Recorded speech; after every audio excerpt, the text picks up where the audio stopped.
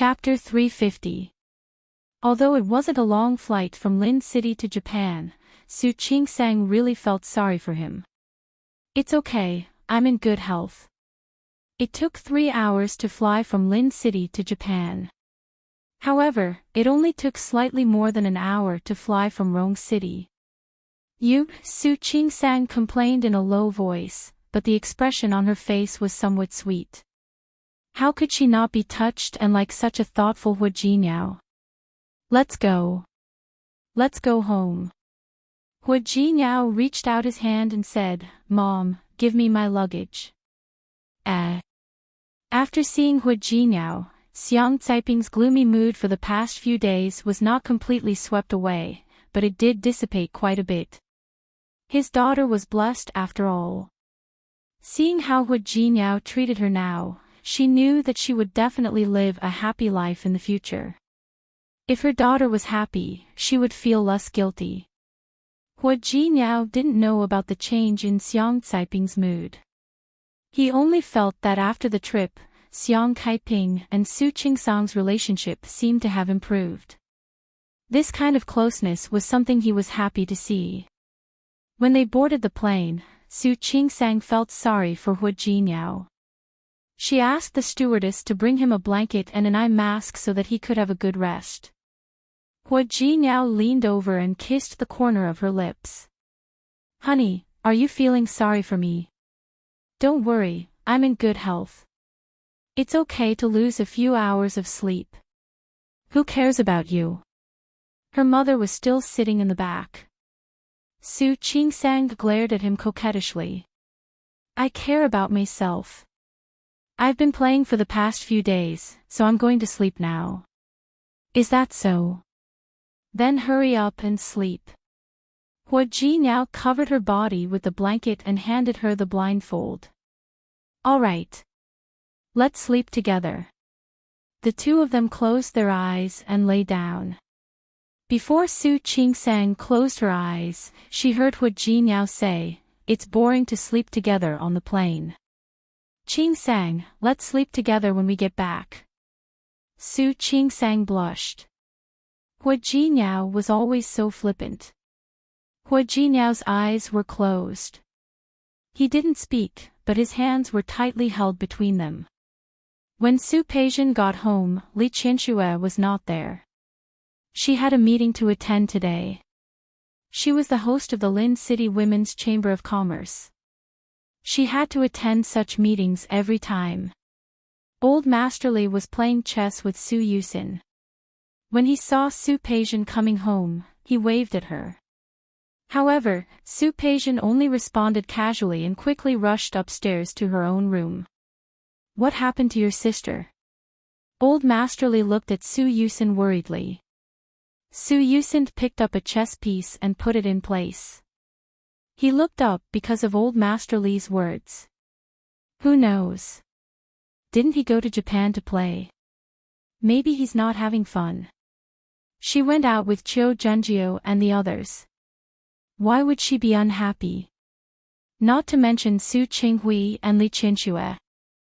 Even Old Master Li was very fond of this granddaughter of his, who had always had a sweet mouth and was especially good at pleasing the elders. Just as he was about to ask Su Yusin to take a look, Su Peijian rushed down like a gust of wind. She had already changed her clothes and was about to run away. After Old Master Li put down a chess piece, he watched her rush in and out. He looked at Su Yusin and said, Why do I seem to see a palm print on your sister's face? You must be mistaken. Su Yusin was still thinking about his next move. He was a little distracted by Old Master Li's words. Who dared to hit my sister? Old Master Li stopped talking. He thought that he might have been mistaken. Chapter 351. After a day, the handprint on Su Peijian's face had faded a little. However, she didn't apply any medicine or do anything else. She returned to the country with this face. She wanted this handprint to remind her of the humiliation she had suffered in Japan. She also wanted Su Qinghui to see how Su Qingsang bullied her. Su Qinghui had been very busy recently. Even during the holidays, he was still working overtime. Peijian, you're back. How was your trip to Japan? Su Qinghui didn't stop writing. When he saw Su Peijian, he just asked a question and lowered his head to deal with work. Dad, Su Peijian had already rushed in front of Su Qinghui. Her voice was unusual. Su Qinghui looked up at her and saw the handprint on his daughter's face at a glance. What happened to you? Su Qinghui suddenly stood up, walked around the desk, and walked in front of Su Peijian. Who hit you? Who? There was obvious anger on his face. How could he have imagined that his precious daughter would be slapped in the face like this? In Lin City, who would dare to do such a thing? Dad. If Su Peijian had only been putting on an act at the beginning, she really felt aggrieved at this moment.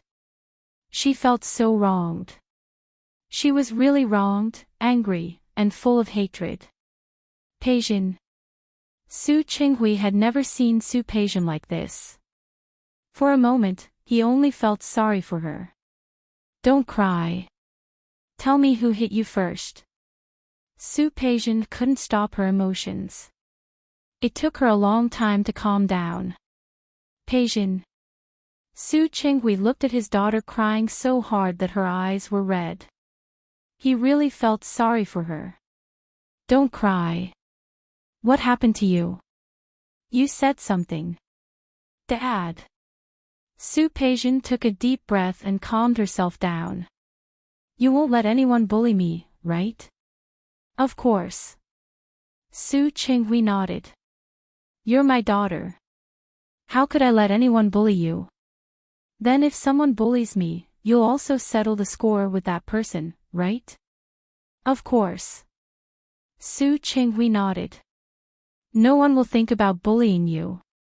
Su Peijian nodded and finally felt relieved. The one who bullied me was Su Qingsang. Su Qinghui frowned when he heard this. Why are you again? Didn't you go to Japan? How could? Su Qinghui didn't believe that Su Qingsang would take the initiative to bully Su Peijian. She more or less knew Su Qingsang's personality. The less trouble, the better. Why would he provoke Su Peijian for no reason? Dad. I didn't finish. The person who bullied me was Su Qingsang's mother. Su Qingsang's mother. Su Qinghui didn't understand. Who are you talking about? Su Qingsang's mother. Su Peijian recalled what Xiang Kaiping had said to her the other day. Her mother actually called my mother a mistress. She said that my mother snatched you away from her. This can't be real, right? She lied to me, right? What do you mean her mother, your mother? Su Qinghui thought of something and suddenly became a little confused. Tell me slowly. I can't understand you like this. Dad. Su Peijian had finally calmed down. Looking at Su Qinghui's face, she knew that he truly cared about her. She felt much more at ease. After calming down, she took a deep breath and told him about her encounter with Su Qingsang and her mother in Japan. Su Peijian was much less angry with Su Qingsang than Xiang Kaiping. After all, Su Qingsang was Su Qinghui's daughter. Chapter 352. How dare she hit her and humiliate her like that? Dad, tell me. I'm begging you to tell me that I'm not what that woman said. My mother is not what that woman said. Tell me, tell me. Su Peijian was a little agitated. She shook Su Qinghui's arm and insisted on an answer. Dad, tell me, tell me. She lied to me, didn't she? Didn't she? Su Qinghui was dumbfounded.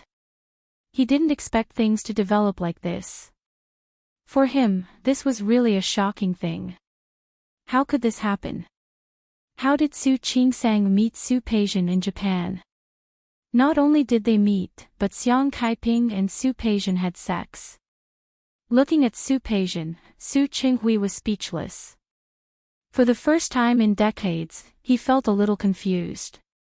There was a kind of anxiety that things were out of his control. That kind of anxiety made his brain stop for a moment. Listening to Su-Peision's anxious voice, he suddenly calmed down. He didn't get his position in the Li group for more than 20 years for nothing. He didn't work hard to make the Su family what it was now. If he hadn't been able to weigh the pros and cons, how could he have become what he was now? Dad, tell me.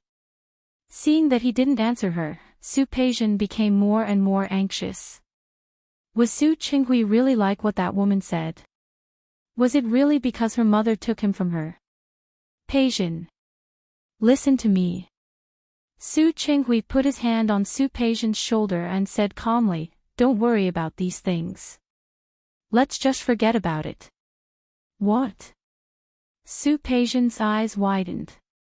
She couldn't believe her ears. Dad, what did you say? I said let's just forget about it. Dad. Su-Peision raised her voice. She couldn't believe her ears. What did you say? Say it again. I said, is what that woman said true? The only thing Su-Peision could think of was this. Did my mother really take you from her? Peision. Su Qinghui frowned. He wanted to explain, but Su-Peision didn't want to hear it. Don't call me that. She shook her head. Thinking of that woman, she wanted to slap her. Do you know that woman hit me? She hit me. Su-Peision couldn't take this lying down. Ever since we were young, you and my mother couldn't even bear to lay a finger on me, but that woman hit me? Peision. You don't want to help me take revenge, don't want to help me punish the woman who bullied me, and instead want me to let it go.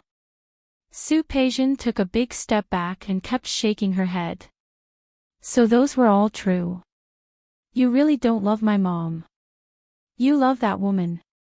Su Qinghui frowned subconsciously. Peision, it's not what you think. Your mother and I don't want to hear it. Su-Peision couldn't take it anymore.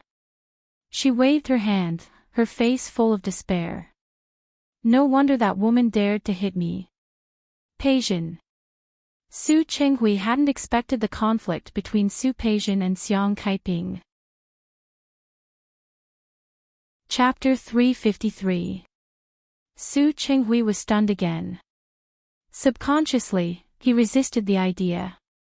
Peision, I didn't. If you didn't, why didn't you help me? Su-Peision was now sure that Xiang Kaiping was telling the truth. You love that woman, so you'd rather watch me get bullied than help me, right? Peision. What did he mean? Su Qinghui took her hand. Calm down. Many things are not what you think. I told you to let it go because I didn't want you to have a conflict with her. After all, she is Su Qingsang's mother, the woman you love the most, right? Su-Peision pushed Su Qinghui's hand away. The first half of her life had been smooth. If he wants the wind, if he wants the rain, he gets the rain. But recently, she had kicked the biggest iron plate, and now she was being humiliated by her most respected father. Peision, it's not what you think. Su Qinghui felt a headache when he saw Su-Peision like this. He almost blurted out the words that had been buried in his heart. Dad, don't find excuses for yourself. You can't explain yourself because I'm right. I'm right about everything. Is that right? Su-Peision couldn't listen to it anymore. She only felt that she had been hurt, greatly hurt. Dad, you just watched an outsider bully me. Are you worthy of me and my mother? Su Qinghui's eyes widened. He took a step forward and seemed to want to explain. Peision, listen to me. Actually, Su-Peision didn't listen. Su Qinghui was a little anxious. His determination to disregard everything had reached its peak at this moment. Peision, you may not believe what I'm going to say next, but it's true. Su Peijian's phone rang. Su Peijian didn't want to listen to Su Qinghui's explanation. She avoided him and answered the phone on the other side. Peijian, I heard you're back. Where are you? The call was from Li Qinxue. Su Peijian seemed to have found a way to vent. She couldn't control herself when facing Li Qinxue. Mom, Peijian, what's wrong? Li Qinxue had never heard her daughter cry like this, not even when she broke off the engagement with Qiu Yanbo. Peijian. Su Qinghui took a step forward, looked at Su Peijian, and kept winking at her. Mom, I was bullied. Su Peijian didn't notice the look in Su Qinghui's eyes. Since Su Qinghui wasn't willing to make the decision for her, she would look for someone who could. Are you with your father? Wait a minute. I'll be right there. Li Qinxue heard Su Peijian's complaint and said without thinking, You're in the company. Give me a few minutes. I happen to be nearby. Su Peijian hung up the phone. When she saw Su Qinghui's hesitant face, she couldn't help but feel resentful. Dad, since you're not willing to stand up for me, I can only let my mom stand up for me. Peijian. Su Qinghui knew that Li Qinxue would come over later. He couldn't tell Su Peijian what he had wanted to tell her.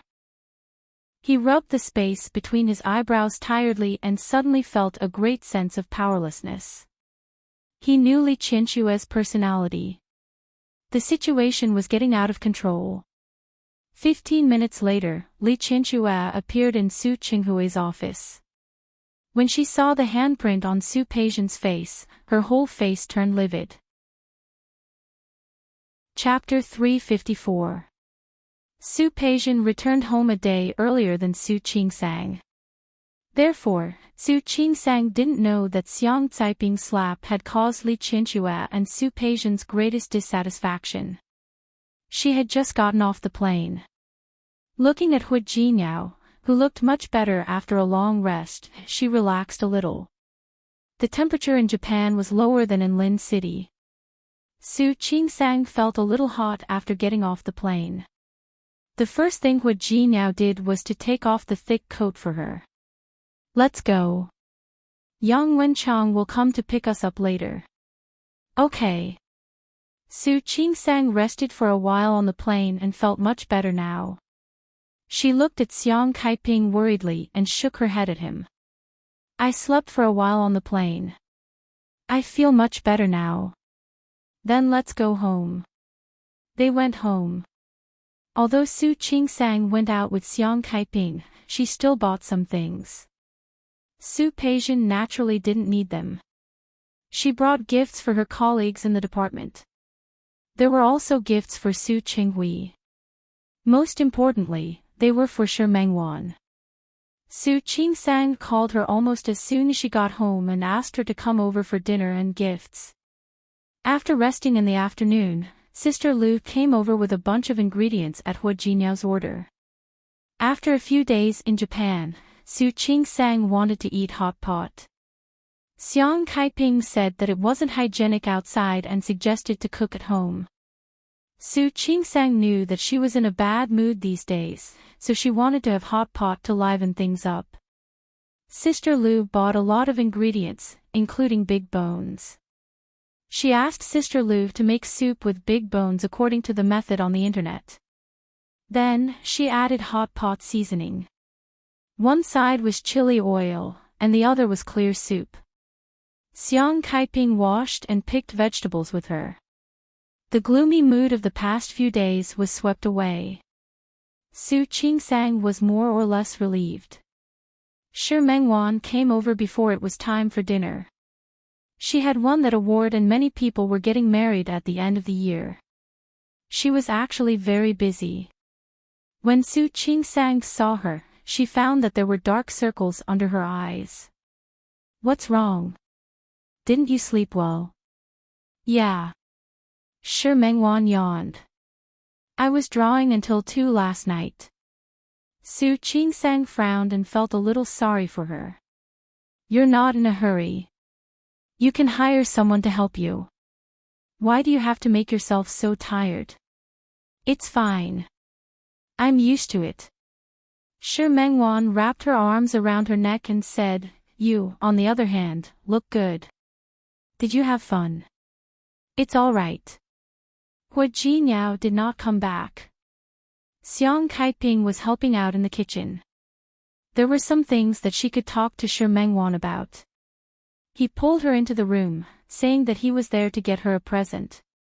He told her about how he had met Su Peijian in Japan and how Xiang Kaiping had slapped her.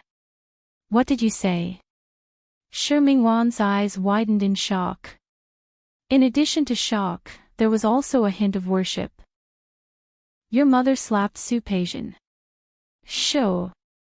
Su Qingsang gestured for them to keep quiet and looked outside. It's already happened. Now that I'm back, I have a headache. Are you afraid of Su Peijian or Li Qianxue? No matter who it was, Hua Jinyao had a way to deal with it, right? That's not it. Su Qingsang shook her head. What was to come would come. She had never thought of running away. My mother is a thoughtful person. She always feels that she owes me for all these years. So I. Chapter 355. Smart. That's what I mean. After spending so much time with Xiang Kaiping, Su Qingsang really saw her as her mother. She didn't want her to suffer. It's nothing. Leave it to me. Shi Mengwan patted Su Qingsang's shoulder as she spoke. Don't worry. Su Qingsang knew Shi Mengwan very well. Compared with her somewhat dull personality, Shi Mengwan was much more cheerful and lively. Xiang Kaiping had always liked her. With her around, she would be happier. Let's go. Let's go out. Su Qingsang held Shi Mengwan's arm. I'm not worried. Hua Jinyao and I were thinking about something else. What? Move to Rong City. You want to leave this place? Shi Mengwan was really shocked this time. Just to avoid the Su family. Su Qingsang shook her head. Not really. Hua Jinyao was originally from Rong City. He had been developing his career here because of me. His grandfather always wants us to go back. Shi Mengwan didn't say anything. In fact, she didn't know what to say. Hua Jinyao was married to Su Qingsang. It was normal for him to want to bring Su Qingsang home. However, she was still very reluctant. Qingsang, I don't want you to go. It's still early. It was just a decision. Don't worry. We'll be together for a long time. Shi Mengwan sighed and hugged Su Qingsang tightly. If I had known, I wouldn't have let you marry Hua Jinyao. Sure. I won't marry him. I'll marry you. I support you. Shi Mengwan's eyes widened. Hurry up and abandon him. Come into my arms. That won't do. Hua Jinyao was leaning against the door and looking at the two of them. The wife is mine. Don't even think about taking her away from me. You're back. Su Qingsang smiled and let go of Shi Mengwan's hand. Just in time. We can start eating. I'm just informing you that you can eat now. Let's go. Hua Jinyao stepped forward, took Su Qingsang's hand, and led her out. Shi Mengwan clicked her tongue at the back, looking hurt. My husband abandoned me as soon as he arrived. You even said you wanted to throw yourself into my arms. Woman, you really value love over friendship. Let's go. You talk too much. Su Qingsang was amused by her. He turned around and extended his hand to Shi Mengwan, but she avoided it with a proud look on her face. Thanks. There was no need for that. I'm not going to be your third wheel. With these words, she went outside. Xiang Kaiping had just put the pot on the dining table and was smiling when she saw her. Mengwan, it's time to eat. Auntie. Shi Mengwan stepped forward to hold her arm. Qing Sang bullied me. Ah. Xiang Kaiping looked at Shi Mengwan, who was accusing Su Qing Sang of forgetting friends in love. Xiang Kaiping had always been beautiful, and her facial features carried a kind of flamboyant beauty. Coupled with her crisp voice and lively words, Xiang Kaiping was amused by her. He made Xiang Kaiping happy and kept talking to her. Shi Mengwan sat down and winked at Su Qing Sang. Seeing that, Su Qing Sang smiled and made a gesture of thanks. The two sisters thought that no one else could see their little tricks, but in fact, Wu Jinyao saw it.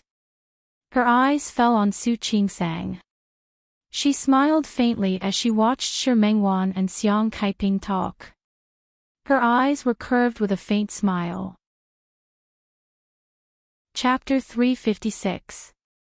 Su Qing Sang noticed Wu Jinyao's movement and turned to smile at him. Both Shi Mengwan and Xiang Kaiping noticed their subtle movements. Xiang Kaiping heaved a sigh of relief. There was a hint of envy and gloom in Shi Mengwan's eyes. She thought about how she met Zhang Haoze a few days ago. Unlike Su Qing Sang's luck, Wu Jinyao was hers and only hers. Su Qing Sang was standing next to him. However, there was another woman beside Zhang Haoze. The person beside him was not her. More importantly, Zhang Haoze had long forgotten their agreement. Shaking her head, Shi Mengwan's emotional change only lasted for a moment. Soon, she was talking and laughing again. He had his daughter, son-in-law, and Shi Mengwan. As expected, Xiang Kaiping was in high spirits. What happened in the past had already happened. In the future, she would treat her daughter even better. He picked up the beef from the pot and put it into Su Qing Sang's bowl, then put some vegetables into Shi Mengwan's bowl. The atmosphere was joyous and harmonious. Just when the atmosphere was good, the doorbell of Su Qing Sang's house rang. Su Qing Sang and Wu Jinyao looked at each other. He put a hand on her shoulder and got up to open the door. The person standing outside the door was Su Qinghui. Obviously, he didn't expect Wu Jinyao to open the door. He was taken aback. The dining room was connected to the living room.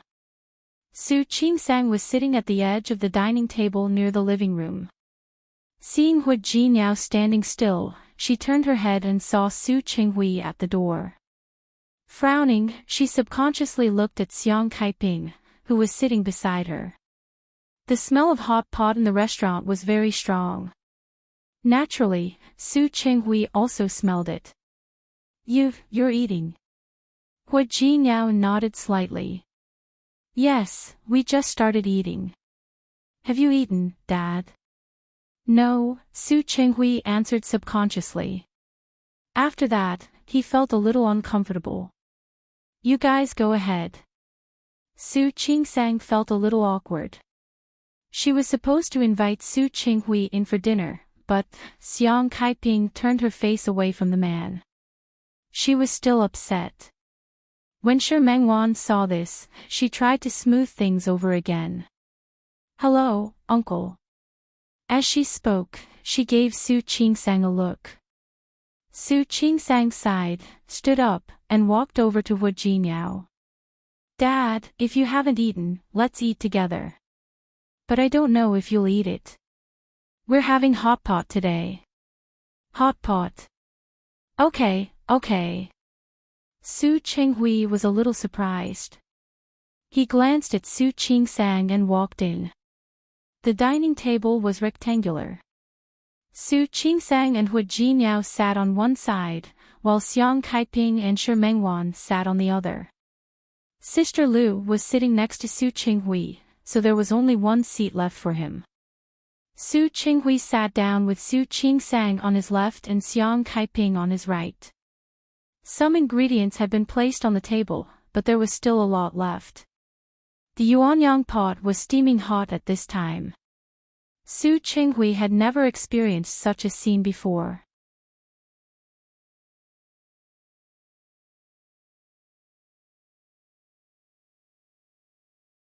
Chapter 357. The atmosphere was a bit stagnant. Su Qinghui didn't speak, and so did the others. Xiang Kaiping frowned and looked at the ingredients in the pot. Finally, she picked up a piece of meat and put it in Su Qingsang's bowl. Eat. Thanks, Mom. The corners of Su Qingsang's mouth twitched. She knew that Xiang Kaiping was a little annoyed that Su Qinghui had come at this time. Dad, you should eat too. Xiang Kaiping could ignore her father, but Su Qingsang couldn't. I don't know if you'll like it. If you don't like spicy food, you can have the clear broth over here. Su Qingsang knew that Su Qinghui and his family usually ate light food. All right. Su Qinghui didn't refuse. After Sister Lu got him a bowl, he started eating. Shi Mengwan was a little reserved at first. After all, she was also a little afraid of Su Qinghui. However, thinking about today's mission and looking at Xiang Caiping's cold face, she had no choice but to continue playing the role of the Joker. Auntie, eat this. Qingsang likes it very much too. Shi Mengwan picked up a shrimp dumpling for Xiang Kaiping. Really? These days, Xiang Kaiping was still trying to get along with Su Qingsang. She also wanted to know what Su Qingsang liked to eat. Did you guys go to hot pot often in the past? Yes. Especially when the weather is cold. Shi Mengwan glanced at Su Qingsang as she spoke. Auntie, you don't know. Qingsang had a hard time taking the postgraduate entrance examination. He would read until 1 or 2 in the morning every day. She even forgot to eat dinner a few times, and I was the one who brought her food. You're so nice to Qingsang. Xiang Kaiping glanced at Qingsang as she spoke. No matter how much you think about your studies, your health is the most important. Don't do this again. Mom, I didn't. Listen to her exaggeration. Su Qingsang glanced at Shi Mengwan and said, why don't you say that you're still drawing at 3 or 4 o'clock in the morning? Yes. You were the one who brought me food so that I wouldn't starve to death. She looked at Xiang Kaiping and said, Auntie, you don't know this, but Qingsang took care of me more. After all, my life has been turned upside down more than hers. You are all good children. It's not that exaggerated. Su Qingsang sensed Hua Jinyao's gaze and explained blandly, actually, we lived together during that time. Let's take care of each other. That's right, the room you're living in now used to be mine. Later, Shi Mengwan chose a studio far away and made money, so she moved out. But when he was free, he would still come back to stay for 2 days. After Su Qingsang got married, he came less often. You can come and stay next time, as long as you don't mind. Auntie, what are you talking about? Why would I despise you? Shi Mengwan made a fist gesture. Qingsang is like a sister to me. Her mother is my mother. With Shi Mengwan around, the atmosphere of the meal was the same as before. Su Qinghui didn't say anything. He sat there and listened to other people talking about his daughter.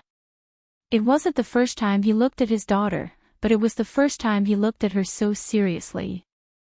Unbeknownst to him, Su Qingsang had grown from a child to a young lady.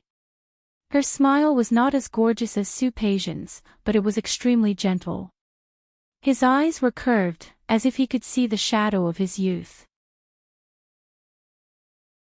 Chapter 358.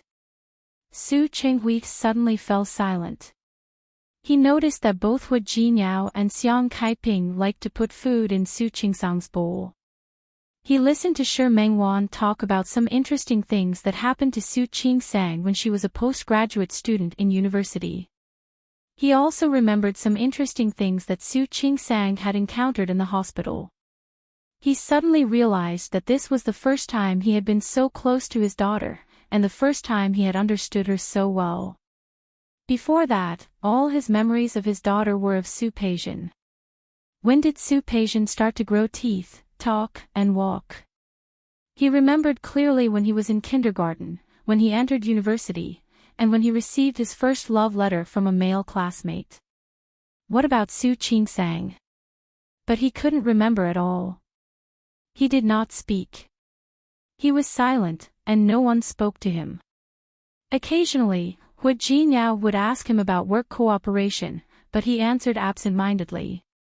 He thought about the purpose of his visit today and his gaze fell on Xiang Kaiping. She was looking at Su Qingsang and listening to her talk about some interesting interns in the hospital. Her eyes were filled with a loving smile. She only had eyes for her daughter. I'm so full. Shi Mengwan patted her belly. I'm going to die. Tomorrow, I'll really gain 1 kilogram. With your figure, it doesn't matter if you gain another 5 kilograms. Although Shi Mengwan wasn't thin, she definitely wasn't fat. Don't. It was getting colder, and I could feel the flesh on my waist getting thicker. If I keep eating like this, I'm going to lose weight. Little girls, why would you want to lose weight? Xiang Kaiping looked at the two of them. You're not allowed to lose weight. Body first. Especially Mengwan, next time you come over, I will cook something delicious for you. Auntie. You'll feed me like a pig. Who said that? How can there be such a beautiful pig? Xiang Caiping's teasing made Shi Mengwan burst into laughter. The smile on Su Qingsang's face finally widened.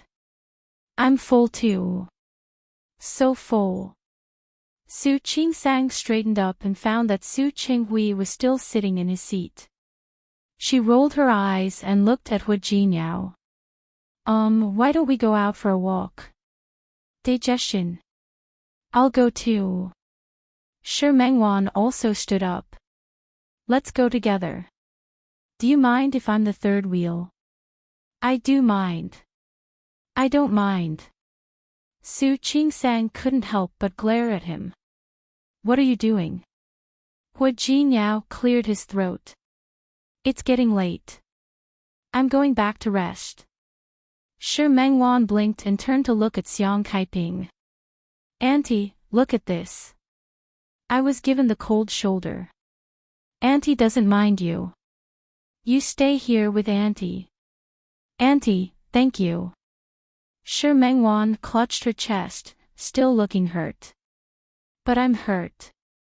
I'm going home to comfort my broken heart alone. Mengwan, Mom, let's go down first. Su Qingsang couldn't stay any longer. She could tell that Su Qinghui had something to say to Xiang Kaiping.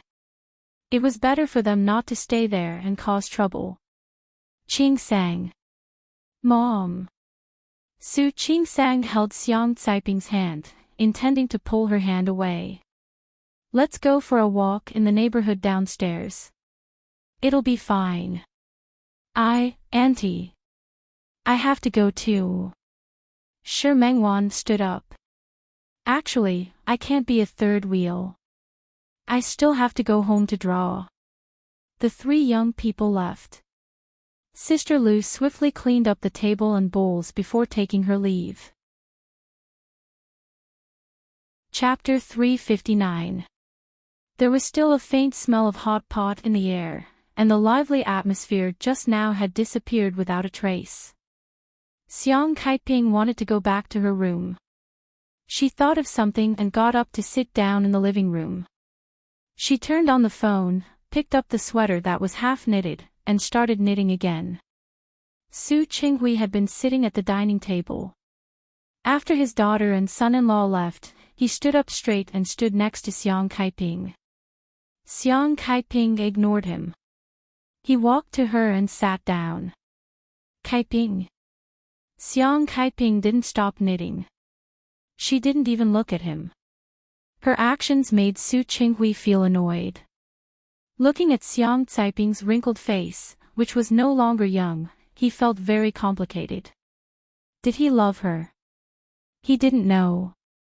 But he felt pity and heartache. Xiang Caiping's appearance made it much easier to find out about her past. Su Qinghui had also sent someone to investigate. He had also read the reports. It was because of that he felt a little heartache. In fact, he and Xiang Caiping grew up together. They were childhood sweethearts, and their relationship was the most precious and understanding. He understood Xiang Caiping and knew that she was weak. However, such a weak woman had to learn to work hard like a man. It really made his heart ache. He sighed and thought of something that had been troubling him. Caiping, did you go to Japan with Qingsang a few days ago? Xiang Caiping didn't answer him. She raised the sweater and looked at it. The bottom of the sweater was already knitted. She was thinking about how to knit a pattern on it. Caiping. Su Qinghui knew that she was angry with him, but he thought that such anger would dissipate. Xiang Caiping put down the sweater and looked at him coldly. You already know. Why are you asking me? Su Qinghui was speechless. Xiang Caiping's stubbornness made him feel a little helpless. Yes, I know. Peijian also went to Japan and met you. Xiang Caiping knew when he said this. She chuckled, and a rare hint of mockery appeared in her eyes. Su Qinghui, are you here to stand up for your daughter? Caiping, what are you talking about? Isn't it? Xiang Caiping sneered, Qingsang couldn't have told you that I went to Japan with Qingsang, so it can only be that good daughter of yours. She didn't just tell me that she went to Japan with Qingsang, right? She also told you that I slapped her, right? Su Qinghui looked at Xiang Caiping. He had never seen her so sharp. Caiping. What are you doing here today? So you're here to stand up for your daughter. Xiang Caiping could only feel an inexplicable anger rising in her. Li Qinshue's daughter was a human being. Was Xiang Caiping's daughter not a human being? Caiping, why would you think of me this way? Su Qinghui widened his eyes and stared at Xiang Caiping. He couldn't stand her sharp words. I wanted to talk to you about Peijian today, but I definitely didn't want to help her vent her anger. What's that? Xiang Caiping hated Su Qinghui the moment she saw him. She hated his heartlessness, hated his indifference. Hate his selfishness. She also hated him for not caring about Su Qingsang. Since you're not here to help her vent her anger, are you here to apologize for her rudeness? Rudeness? Apologize? Su Qinghui was stunned. Chapter 360. Su Qinghui was stunned. Peijian, Xiang Caiping could tell from his expression that he didn't know about it at all. The anger on her face grew. Look, you don't know what happened, and you don't know what your good daughter said. Why are you here in such a hurry to avenge her? Caiping, I'm not, you're not what? You're not here to explain for your good daughter? You're not here to avenge Li Qinshue's daughter? Then tell me, what are you here for? Su Qinghui was silent, looking at Xiang Caiping's agitated face. He couldn't say a word. You can't speak, can you? Xiang Caiping didn't want to see Su Qinghui. He hadn't changed much in all these years. He was still elegant and handsome. Not only did he not age, but he also became more mature, adding to the charm of a mature man.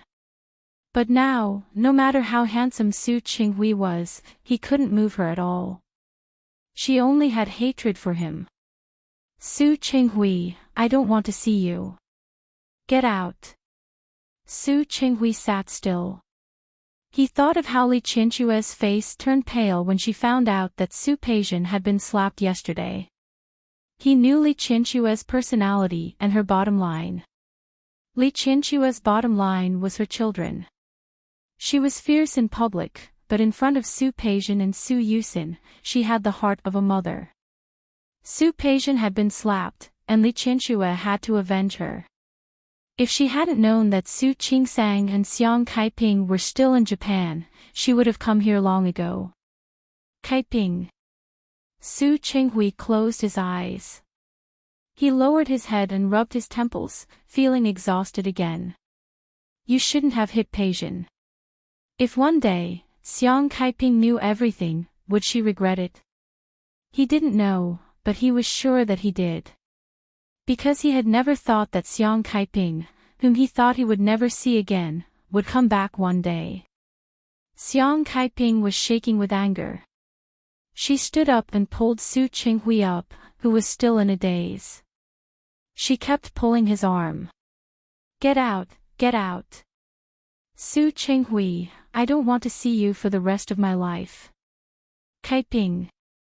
When Su Qinghui's body was about to touch the door, he couldn't help but yell, Qingsang is not your daughter at all. Xiang Kaiping stopped shoving him. The night wind was a little chilly. Shi Mengwan went downstairs, took her gift, said goodbye to Su Qingsang, and went home. It was the end of the year, but she was still busy drawing. There were many things to do. Su Qingsang felt sorry for her and told her several times not to stay up too late. Shi Mengwan waved her hand, started the car, and left. After Shi Mengwan left, Su Qingsang turned around and found that Hu Jinyao had been staring at her. What's wrong? He looked at her like that. Was there something on her face? Honey. Hu Jinyao put his arms around her waist and said, I'm a little jealous. You care so much about Shi Mengwan. You've never cared about me like this. Su Qingsang looked up at him helplessly. Hu Jinyao, aren't you childish?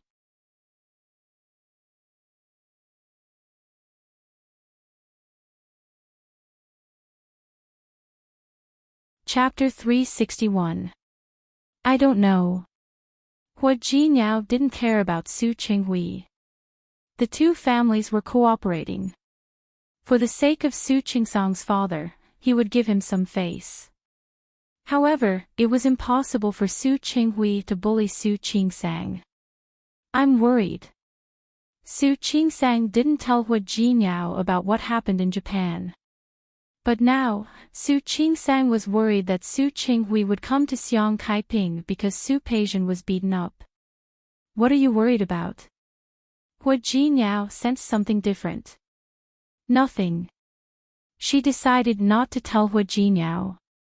Su Qingsang shook her head, believing that Xiang Kaiping could handle it herself. Hu Jinyao narrowed his eyes and looked at her. His arms around her waist suddenly tightened. Tell me. What's going on? Su Qingsang pressed her lips into a straight line and held Hu Jinyao's hand instead. Nothing. I just don't understand. What? Tell me, does my dad love my mom or my auntie? The auntie she was referring to was Li Qianxue. After calling her that for so many years, she couldn't change the way she addressed her. Moreover, Xiang Kaiping wasn't there now. She wouldn't be able to hear her calling Xiang Kaiping like that. You'll have to ask him himself. Hu Jinyao didn't see that Su Qinghui loved Xiang Kaiping or Li Qianxue. If he loved my mother, then why did he stay under the same roof with auntie for so many years? If he loves auntie, why is he pestering my mother now? Do you want to hear the truth? Hu Jinyao squeezed her hand with an unruly smile on his face. Speak. In my opinion, your father doesn't love anyone but himself. Su Qingsang pinched him and said, I think he's a philanthropist. I love my mom, but I can't let go of auntie. Are you saying that your father loves Su Peijian's mother? I don't know. Su Qingsang stopped walking and looked at the shadows of the trees in the neighborhood. But there's something that I've never told my mother or anyone else. What is it? What could he not tell Xiang Kaiping? Probably a few years ago.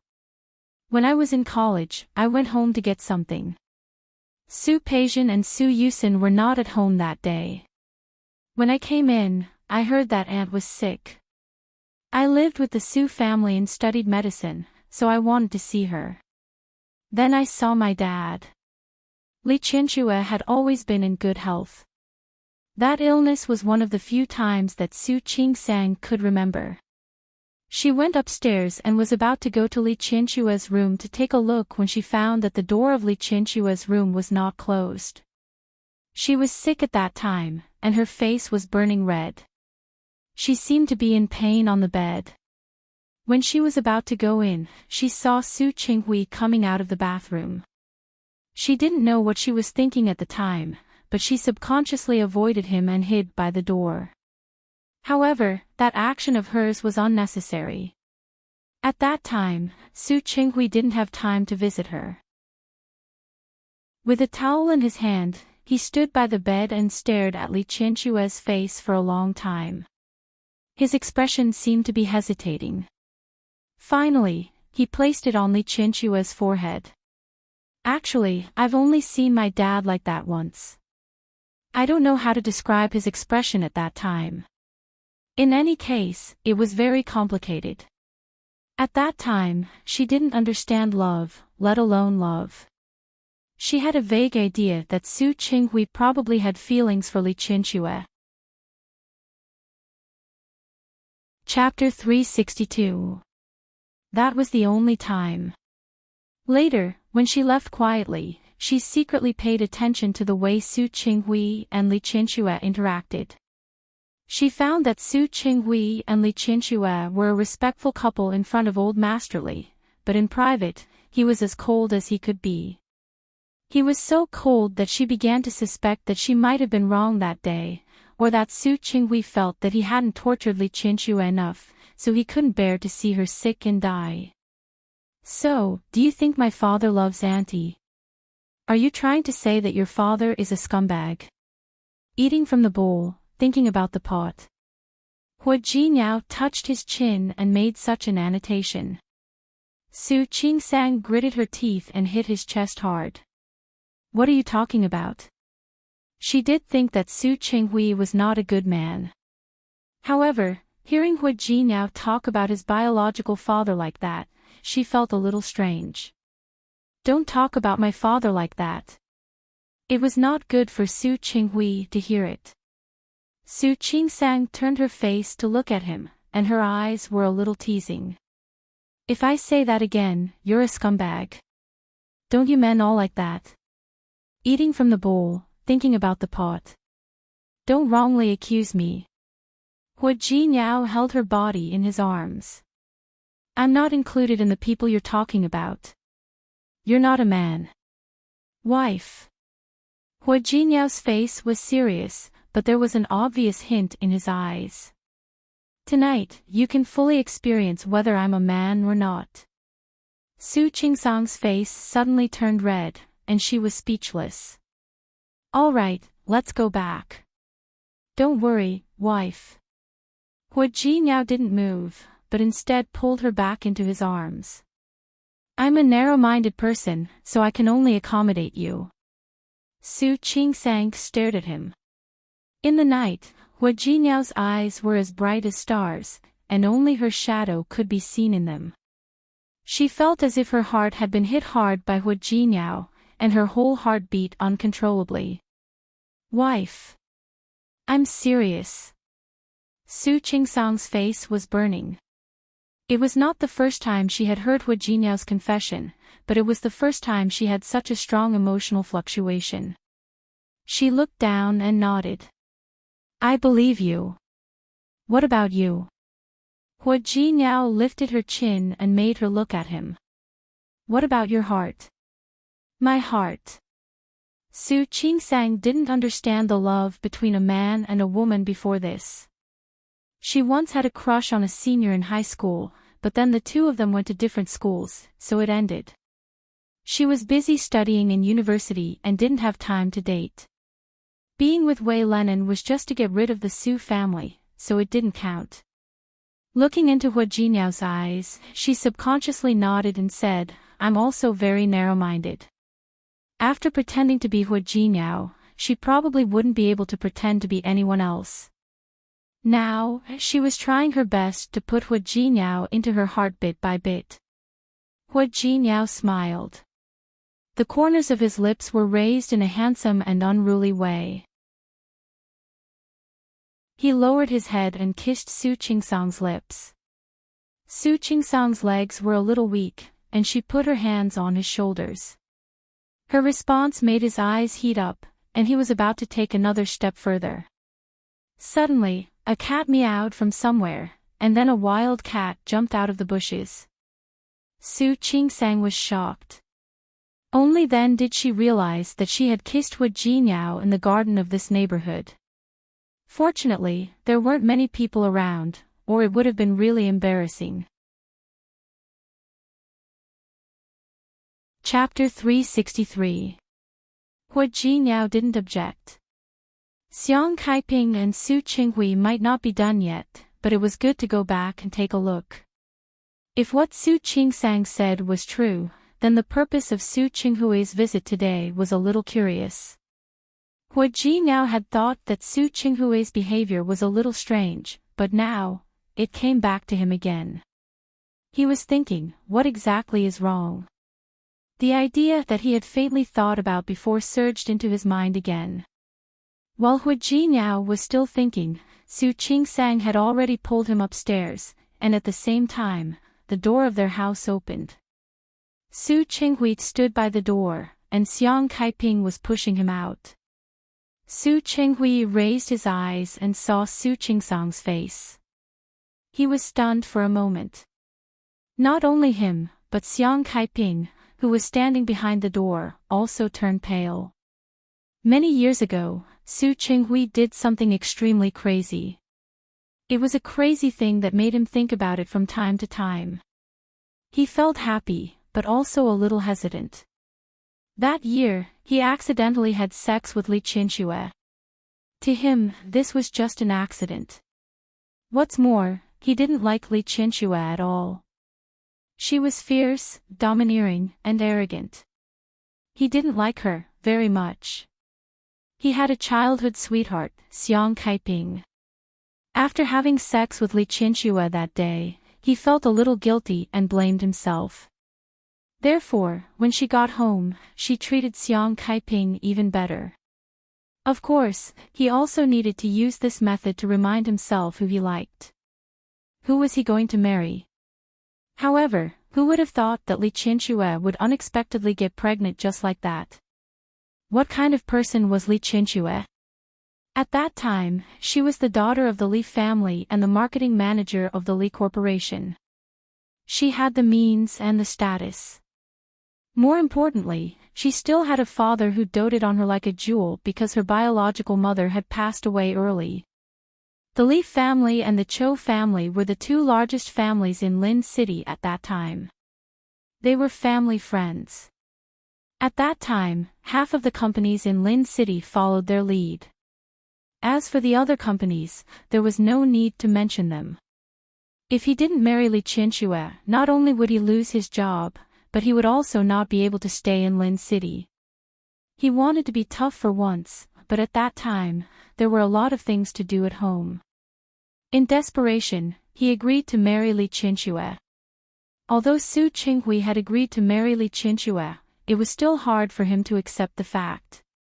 He could marry Li Qianxue and spend the rest of his life with Li Qianxue, but he couldn't swallow the feeling of being forced to marry someone else. Even if he couldn't swallow it, he had to. The wedding was held, and he and Li Qianxue became husband and wife. Not only that, but Li Qianxue's belly was getting bigger and bigger. A business of the Li Corporation that he had not been responsible for before was also given to him. He knew that this was another form of compensation from old Master Li. But that was not what he wanted. He was ambitious and wanted to stand out, but he didn't want to rely on women. Every day, he was thinking about how to get back at Li Qianxue. Divorce? No, I can't. Bring down the Li Corporation. At that time, he didn't have that kind of ability. Kill Li Qinxue? No. He wouldn't do anything criminal. Therefore, he wouldn't even attack the Li group. The thought of stealing trade secrets had never crossed his mind. It was true that he wanted revenge, but he would never put himself in danger. He struggled every day, especially after he heard that Xiang Kaiping was also pregnant. Such thoughts grew like wild weeds. Chapter 364. All of Su Qinghui's revenge was just his imagination. He didn't have a plan. Until Li Qinxue gave birth to a daughter. It was such a coincidence. Li Qinxue's child was born at full term. However, Xiang Kaiping was not. Her body was weak, and she was born half a month early. The child was born one day after Li Qinxue's child. When he saw the child, he thought of Li Qinxue, who was still asleep because she had given birth to the child. A crazy and bold idea flashed through his mind. He didn't want to marry Li Qinxue, but he did. He wanted to marry Xiang Kaiping, but he could not. Li Qinxue, aren't you very capable? Isn't the Li family very powerful? If he took Li Qinxue's child away, what would happen to her? Old Master Li had been watching over his daughter. The child was in the nursery. The right time, the right place, and the right people were cooperating with Su Qinghui. He finally made up his mind. He carried Xiang Caiping's daughter into the nursery and took Li Qinxue's baby away. In fact, he had thought of even more ruthless ideas. It was to send Li Qinxue's child to the orphanage. He wanted Li Qinxue to regret it. But when he held the baby girl, he hesitated for a moment. No matter how much he disliked Li Qinxue, no matter how much he hated her, this child was still his. In the end, Li Qinxue's child was not sent to the orphanage. He asked someone to take care of him and hired someone to take care of Xiang Kaiping. Li Qinxue woke up the next day. The first thing she did after waking up was to see her daughter. Before he could name the child, Old Master Li had given her a name, Peijin. Everything was a foregone conclusion. He had done a perfect job of stealing the dragon and changing the phoenix. A month later, he found an excuse to start a cold war with Li Qinxue. Then, when she gave in, he carried Su Qingsang home. That was the darkest thought in his mind when he was young. Li Qinxue, aren't you arrogant? Li Qinxue, aren't you proud? I'll put your biological daughter in front of you and let you look at her every day, but you won't know her and you won't recognize her. I want you to treat your own daughter as an illegitimate daughter. If you make things difficult for her, you will be making things difficult for your own daughter.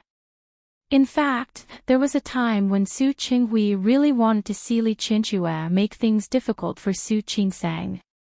Unfortunately, Li Qinxue was a very proud person. She didn't want to make things difficult for someone she didn't like. At most, they would just ignore him. But this was enough.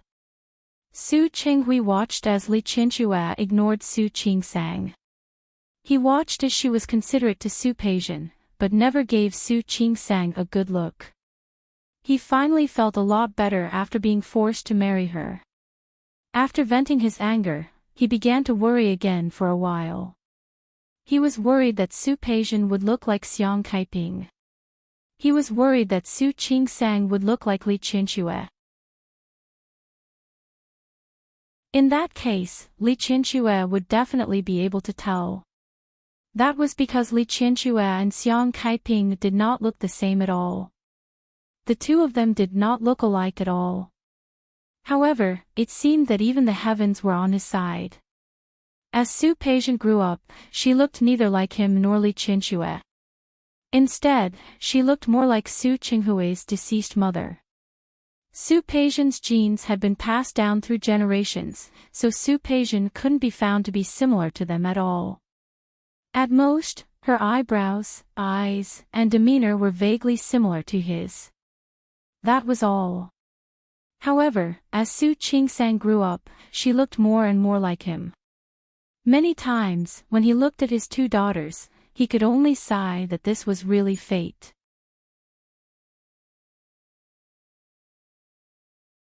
Chapter 365. In the end, Su Qinghui's worries became less and less as time went by. In the past few years, they had completely disappeared without a trace. He enjoyed the result and the fact that Li Qianxue was kept in the dark and ignorant. He was waiting. He wanted to live longer than Li Qianxue. One day, when Li Qianxue was dying and about to leave this world, he would tell her that the daughter she had doted on for decades was actually born from the woman she hated the most. He would tell her that everything of the Li family finally fell on a child who was not Li Qianxue. He imagined the expression Li Qianxue might have, the reaction she might have, and the feeling of Li Qianxue dying with her eyes open. He felt that only then would he have a sense of accomplishment in revenge. However, Su Qinghui didn't expect that there would be such a big change in his revenge plan. First, Su Qingsang married Hu Jinyao, so that she, who could only live an ordinary life for the rest of her life, had a new opportunity. Second, Su Qingsang would meet Xiang Kaiping, and Xiang Kaiping would think that Su Qingsang was her daughter. Both of these things were beyond Su Qinghui's expectations. This was not what he wanted. It was not something he could have guessed. He had wanted to let it go. It didn't matter if it was a misunderstanding. Xiang Kaiping had nothing, and Su Qingsang was already with Hu Jinyao. Her appearance couldn't change anything. However, Su Qinghui didn't expect that Xiang Kaiping would hate Su Peixian. She even went against Su Peixian for Su Qingsang.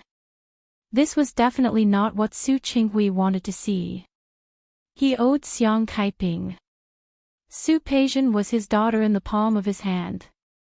How could he watch Xiang Kaiping make things difficult for her own daughter? Not to mention that if Li Qianxue came looking for Xiang Kaiping, he was afraid that Xiang Kaiping would hate Su Peixian even more. That was even more not what he wanted to see. He was obsessed and felt that Su Peixian was willing to give the best. No matter what. Li Qianxue should be good to Su Peixian. Xiang Kaiping should also be good to Su Peixian. That was the reason why he came looking for her in a hurry today. Others didn't know, but he knew very well that Su Qingsang was actually Li Qianxue's child. Su Peixian was Xiang Caiping's daughter. Xiang Kaiping had slapped Su Peixian because of Su Qingsang. What would Xiang Kaiping think if she found out? Su Qinghui didn't know, and he didn't dare to think about it now. Things had gone out of control, and he wanted to tell Xiang Kaiping the truth. He was also worried that Xiang Kaiping would not believe or accept it. Perhaps, he could try to persuade Xiang Kaiping to stay away from Su Peixian and avoid conflict with her. Su Qinghui thought for a long time and finally came up with an excuse.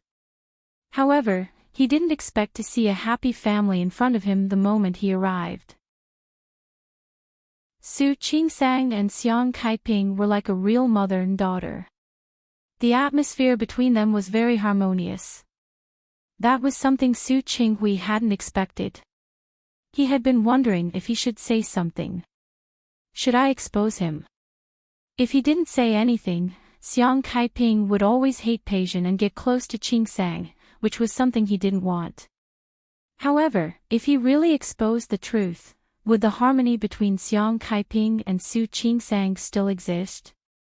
Most importantly, Xiang Kaiping wanted to be her daughter. If she knew that Su Qingsang wasn't her daughter, would she turn around and look for Su Peixian? Chapter 366. He had no way to punish Li Qianxue, nor could he avenge the humiliation he had suffered years ago. Su Qinghui had been in a dilemma. Xiang Kaiping wanted to kick him out, but he still hadn't figured out what to say. When her hand touched the door and she was about to push him out, Su Qinghui lost his cool and blurted out the words, "Su Qingsang is not his daughter." Xiang Kaiping stared at him, her eyes wide with shock. What did you say? I said, Su Qingsang isn't your daughter. You don't have to be so nice to her. You even hurt Peixian for her sake. You know, Peixian is your real daughter. Before Su Qinghui could finish his sentence, Xiang Kaiping interrupted him. Su Qinghui. Xiang Kaiping hadn't expected that after more than 20 years, the gentleman in her memory would become like this. You don't even want to acknowledge your daughter so that I won't cause trouble for Su Peixian. Kaiping, what are you talking about? Why didn't I acknowledge my daughter? You still deny it. Tell me, is Qingsang your daughter? Yes. Really? How do you know she is? Xiang Kaiping had never been so sharp. Her body was trembling, and her voice was almost cracking. The man she had loved, the only man she had ever loved. It wasn't just love. They had grown up together, almost like siblings. However, this man was such a man. In order to prevent her from hurting his precious daughter, in order to prevent his daughter from making things difficult for his legal wife's daughter, he could even find such a shameless reason. Get out. Xiang Kaiping was furious. She opened the door and was about to push Su Qinghui out. Kaiping, did you hear that Qingsang? Before Su Qinghui could finish his sentence, he saw Su Qingsang and Hu Jinyao coming out of the elevator. He froze for a moment. The words were stuck in his throat, and he couldn't say them out. Xiang Kaiping was about to lose her temper when she saw Su Qingsang come back. She lowered her eyes and didn't want to say a word. Mom. What was going on?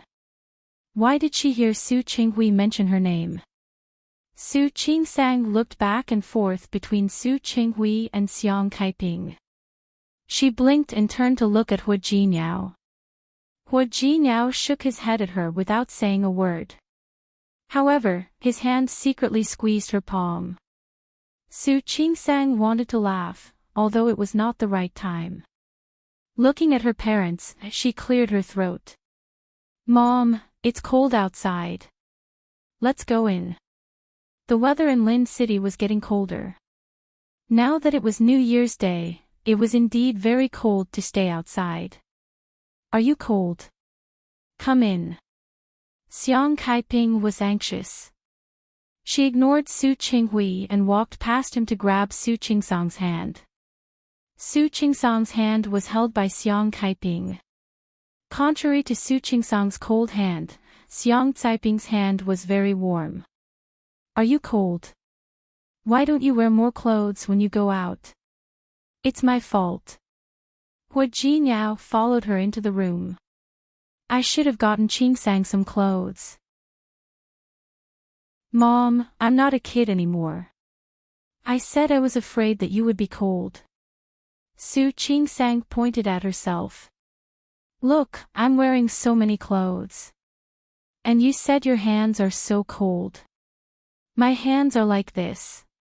When it's cold, my hands and feet get cold. It has nothing to do with how many clothes I wear. That won't do. We'll find a traditional Chinese medicine doctor to take your pulse. We'll see how you can recuperate. Mom, I'm a doctor myself. Doctors don't treat themselves. Haven't you heard of it? Xiang Caiping's love for her daughter increased. Chapter 367. Mom. Su Qingsang looked at the two of them with a confused look on her face. What was going on? The atmosphere was quite good when they were eating just now. Qingsang, it's getting late. You should rest early. Take a hot shower and soak your hands and feet in hot water. Xiang Kaiping didn't respond to Su Qingsang's look. She just held her hand and smiled gently. In addition to the gentleness, there was also self-blame, guilt, and heartache. Those emotions were well concealed by Xiang Kaiping. All that could be seen was her gentleness and love at the moment. Mom. Su Qingsang was a little helpless and touched. I'm not a child anymore. Yes. Yes. You're not a child anymore. You still don't know how to take care of yourself. How could Su Qingsang know how to take care of herself? Without a biological mother by her side, having a biological father was as good as not having one. She didn't know how much she had been wronged since she was a child. Thinking of this, Xiang Kaiping was once again glad that she had come to Lin City. If she hadn't come, Su Qingsang would have suffered even more. Mom, don't worry. I'll take good care of Qingsang in the future. Hua Jinyao took the opportunity to show his sincerity. He stood next to Su Qingsang and put his big hand on her shoulder. Qingsang, don't you think so? His parents were still around, and he wasn't being proper again. Su Qingsang glared at him and moved her shoulder to the side without a trace. Hua Jinyao was very strong. How could Su Qingsang avoid him? He could tell that Su Qinghui was probably up to no good this time. Otherwise, Xiang Kaiping wouldn't look like that. He didn't know what Su Qinghui said to upset her. Maybe he could go back and check. Hua Jinyao's gaze fell on Su Qinghui, who had a somewhat complicated expression. Once again, a very strange feeling emerged in his heart. Xiang Kaiping looked at the loving and harmonious couple and was happier than if she had eaten honey. You guys go and rest. I'll watch some TV. She was going to talk to Su Qinghui alone. Hua Jinyao and Su Qingsang looked at each other and turned to say goodbye to Su Qinghui together before returning to the room. All of Su Qinghui's impulses just now disappeared when he saw Su Qingsang come back. A little impatience would spoil great plans. He couldn't say. Since her children were no longer around, Xiang Kaiping didn't want to pretend anymore. Su Qinghui, why don't you tell me that Qingsang is not my daughter? Whose daughter was that? Who is my daughter? Su Qinghui looked at the sharp expression on Xiang Caiping's face. She was a gentle woman who used to have no opinions of her own. Because she had become a mother, she had also started to become sharper. She would show such a sharp side to him. Can't say it. Xiang Kaiping smiled coldly and nodded. Say it. You don't want me to make things difficult for Su Peixian, right? Yes. Su Qinghui closed his eyes. His heart was filled with bitterness, but his face was calm. Kaiping, Peixian is a good girl. Next time, can you not make things difficult for her? If there was such a thing as the pain of having one's heart gouged out and the agony of having one's heart dug out, Xiang Kaiping felt that it would be the same as now. Su Qinghui, Peixian is a good girl. Wasn't Qingsang the same? I can't make things difficult for Su Peixian, but your wife and daughter can make things difficult for my Qingsang, right? Su Qinghui opened his eyes and looked at her helplessly. I didn't mean that. Chapter 368. Su Qinghui clenched his fists tightly by his side. He looked at Xiang Kaiping and finally nodded. Okay. I'll go. He was free and easy, but his footsteps were very heavy when he turned around. One wrong step led to many wrong steps. Su Qinghui had never doubted himself like this before. He had never denied himself like this before. His shoulders were full of helplessness. Xiang Kaiping saw it, but she didn't feel the slightest sympathy. Xiang Kaiping was even more determined than Su Qinghui. No one can bully my daughter. She would protect Su Qingsang well. She wouldn't let Su Qinghui or the Li family hurt her again. It was her fault in the past. It was her mistake that caused the current situation. From now on, she would protect Su Qingsang well. Su Qingsang entered the door and touched her nose. She wanted to eavesdrop on what her parents would say, but she didn't feel like it. She couldn't help but stick her ear to the door the moment the door was closed. Hu Jinyao smiled and was about to open the door a little. Su Qingsang suddenly became nervous. Don't. It would be bad if they found out. If you want to hear it, just do it openly. In fact, he was a little curious about what Su Qinghui and Xiang Kaiping had to say. Su Qingsang made a gesture and pressed her ear to the door. Hu Ji now wanted to laugh, so he imitated her and pressed his ear to listen. However, the sound insulation of the door was too good. He couldn't hear what was said outside, but he saw Su Qingsang's beautiful neck and small earlobes. Along the back of her collar, he could see the smooth snow-white nape. That color made Hu Jinyao's eyes dim. He couldn't care less about eavesdropping on the conversation between his parents-in-law. He picked up Su Qingsang. Su Qingsang's body was suddenly suspended in the air, and she was startled. Hu Jinyao. What was he doing? She hadn't finished listening. Although she didn't hear anything at all. Wife. Hu Jinyao carried her to the bedside in a few steps. You went to Japan for a week, right? How?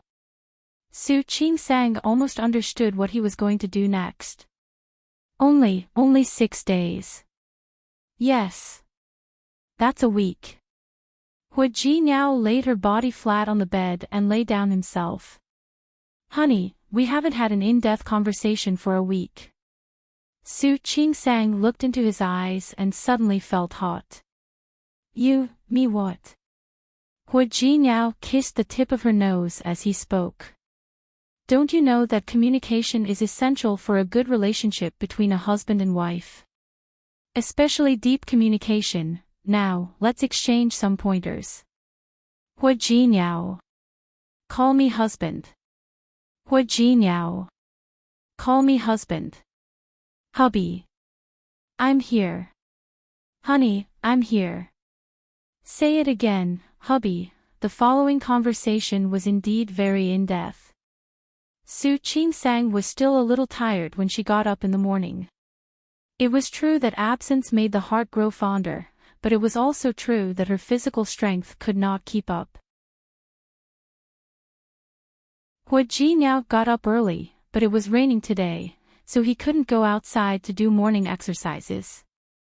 He saw Su Qingsang as soon as she woke up. He pecked her on the cheek. Morning. Early. It was getting late. Su Qingsang just wanted to get up, but her waist softened and she lay back down. Hu Jinyao looked at her and wanted to laugh, but he didn't dare to really laugh. This wife was good at everything, but she was thin-skinned and had poor physical strength. Chapter 369. Su Qingsang pushed his hand away. How could she be fine? Stay away from me. I'll be fine. That won't do. When he met her coquettish eyes, he smiled, revealing his white teeth. Su Qingsang gritted her teeth. What are you laughing at? White teeth. Honey, I like to be near you. Hu Jinyao didn't forget to take advantage of her as he spoke. He wrapped his arms around her waist and said, Don't you know? Move, I want to get up. She still had to work today. He had rested for so long. When Su Qingsang got off the bed, she suddenly paused and said, By the way, I'll tell the director today. What? In fact, I mentioned it to the director before. I said that you wanted me to go to Rome City to develop my career. The director did not agree at the time. I'll talk to her again today and see what the director thinks. If it's possible, let's go to Rome City. He stood up and walked to Su Qingsang. Do you want to go to Rome City with me, or do you want to avoid your father and your mother? Both. Although Su Qingsang was interrupted by Hu Jinyao yesterday, she didn't miss the sharp look on Xiang Caiping's face. You saw how my mother was. She couldn't communicate with my dad at all, let alone get along with him calmly. Although it was impossible for the two of them to be together now, if my dad kept pestering me like this, my mom would definitely feel very troubled. Since that's the case, why don't we separate them? At that time, they won't be able to see each other anymore, and I believe my mother's emotions will stabilize. Hua Jinyao nodded and said, then you should ask your director. I'll talk to Qing Xianyun and see which hospital you want to go to. There's no rush. We can talk about it when I get to Rong City. But I think we might have to take care of things in Lin City. All right. Whatever you say. Su Qingsang glanced at Hua Jinyao. She finally realized that he was almost unconditionally obedient to her when it came to these small matters. Looking at Hua Jinyao's handsome face, she leaned over and kissed him on the cheek. Hua Jinyao, thank you. Hua Jinyao held her waist and kissed her lips again when she moved away. And deepened the kiss.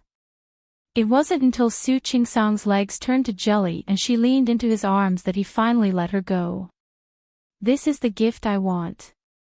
Su Qingsang glared at him and quickly hid in the bathroom. The two of them walked out of the room hand in hand. Xiang Kaiping had already prepared breakfast. Recently, she was getting more and more familiar with this kind of thing. Morning, Mom. Morning, Mom. Good morning. Xiang Caiping's gaze fell on their hands, which were held together. The more she looked at this pair of children, the more satisfied she was. Qing Sang, how was your rest yesterday? Do you want to take another day off? No need. Su Qingsang picked up the bowl of porridge in front of her. I'm not that weak. Besides, I've already taken a few days off. Your health is more important. Xiang Kaiping was worried about her daughter. No matter what, if you're really tired, stay at home and rest. Anyway, even if Qing Sang didn't work, the money she had earned in the past was enough for her to use for the rest of her life. Mom. You'll spoil me rotten. My daughter. I want to spoil her. After yesterday, Xiang Kaiping had thought it through. Su Chenghui, if you like to spoil your own daughter, then go ahead. If you want to be good to your own daughter, then go ahead. Chapter 370. Hua Jinyao supported himself with one hand as he watched the interaction between the mother and daughter. The strange thought he had yesterday completely disappeared. He felt that this result was pretty good. Be it Su Qinghui or Li Qinchue. With him around, those people wouldn't be able to do anything. He sincerely hoped that the happy scene between the mother and daughter could continue. After Su Qingsang and Su Qingsang left, Xiang Kaiping cleared the dishes and cleaned the house. Sister Lu used to be the one who did all these things, but she couldn't stay idle and liked to do it herself. After cleaning, she knitted a sweater for a while. Her movements weren't slow, and the lower half of her body could be seen through the sweater. As she knitted, she thought about what to cook for her daughter and son-in-law today. Qing Sang was a doctor. She worked very hard every day. In the evening, Hua Jinyao went to bed again. It wasn't that she was eavesdropping. She was a little upset after being provoked by Su Qinghui yesterday, but she was afraid that her daughter would overthink it. He thought he was going to talk to Su Qingsang, but he overheard it. Xiang Kaiping suddenly felt uncomfortable and walked back to her room without stopping. However, he was worried that Su Qingsang's body wouldn't be able to take it. The more she thought about it, the more restless she became. She put down her sweater, picked up her bag, and went out. As soon as she stepped into the elevator, another elevator opened. Li Qianchue walked out from inside. His expression did not look too good. Her daughter, Su Peijian, was her flesh and blood. She and Su Qinghui's married life could be said to be as respectful as ice. After Su Peijian was born, Su Qinghui loved his daughter dearly even though he didn't like her. Not only him, but old Master Li and she also cherished this daughter of theirs. But now, her daughter had been slapped in the face. The one who hit her was one of the people she hated the most. No, perhaps he was the only one. Li Qianxue thought of Xiang Kaiping from many years ago. She was delicate and pale, just like Sister Lin. She didn't like this kind of woman. She liked Su Qinghui and fell in love with him. In the end, Li Qianxue closed her eyes and gestured for her assistant to knock on the door. The assistant knocked on the door, but there was no response. Li Qianxue furrowed her brows tightly. She had never been to this place before. She knew that Su Qinghui had given her this house when Su Qingsang was 18 years old. She didn't care about the small amount of money needed to buy a house. But now, the house that Su Qinghui had bought had been given to Su Qingsang, and now that woman was living in it. What was this? Keeping a mistress in his house? GM Li, there's no one. Li Qianxue looked at the tightly shut door with an unfriendly expression. She thought for a moment and said, "Let's go." Did Xiang Kaiping know that he was coming? Is that why he went into hiding? Xiang Kaiping could hide, but Su Qingsang couldn't. Su Peijian entered Su Qinghui's office early in the morning. Su Qinghui didn't come home yesterday. She couldn't find him in the morning. Dad. When Su Peijian saw Su Qinghui, she rushed up to him without hesitation. Why didn't you go home yesterday? Old Master Li had asked Su Qinghui what he had been up to this morning. Li Qianxue's expression was a little ugly at the time, but she still said that there was a project in the company, and Su Qinghui had been very busy recently. Did you go to see Su Qingsang yesterday? Did you see her mother? Did you stand up for me? The series of questions gave Su Qinghui a headache. He didn't go home yesterday, but rested in the office lounge for the night. Chapter 371. Even when he was asleep, he kept dreaming. In the dream, he regretted that he should not have swapped the two children in the first place. Then, he dreamed that many years later, Xiang Kaiping found out that he had swapped the children. Not only was she unhappy, but she also blamed him. Finally, he dreamed of Li Qianxue. The moment she found out that he had swapped her daughter, she almost went crazy. Then, he woke up from the nightmare of Li Qianxue stabbing him with a knife. After waking up, the overly realistic dream made him have no doubt that one day he would really encounter that kind of thing, that he would really go to that day. Dad. Seeing that Su Qinghui was distracted again, Su Peijian was very displeased. Say something. Did you go to the mother and daughter to get even with them? Peijian. Don't be stubborn. With that dream, Su Qinghui had decided that he must not let anyone know that the two children had been swapped. Right now, he wanted Su Peijian to stop causing trouble for Su Qingsang. Our company has been working with Hu Jinyao recently. It's better for you not to cause trouble for Su Qingsang. Dad. Su Peijian couldn't believe what she heard. What do you mean?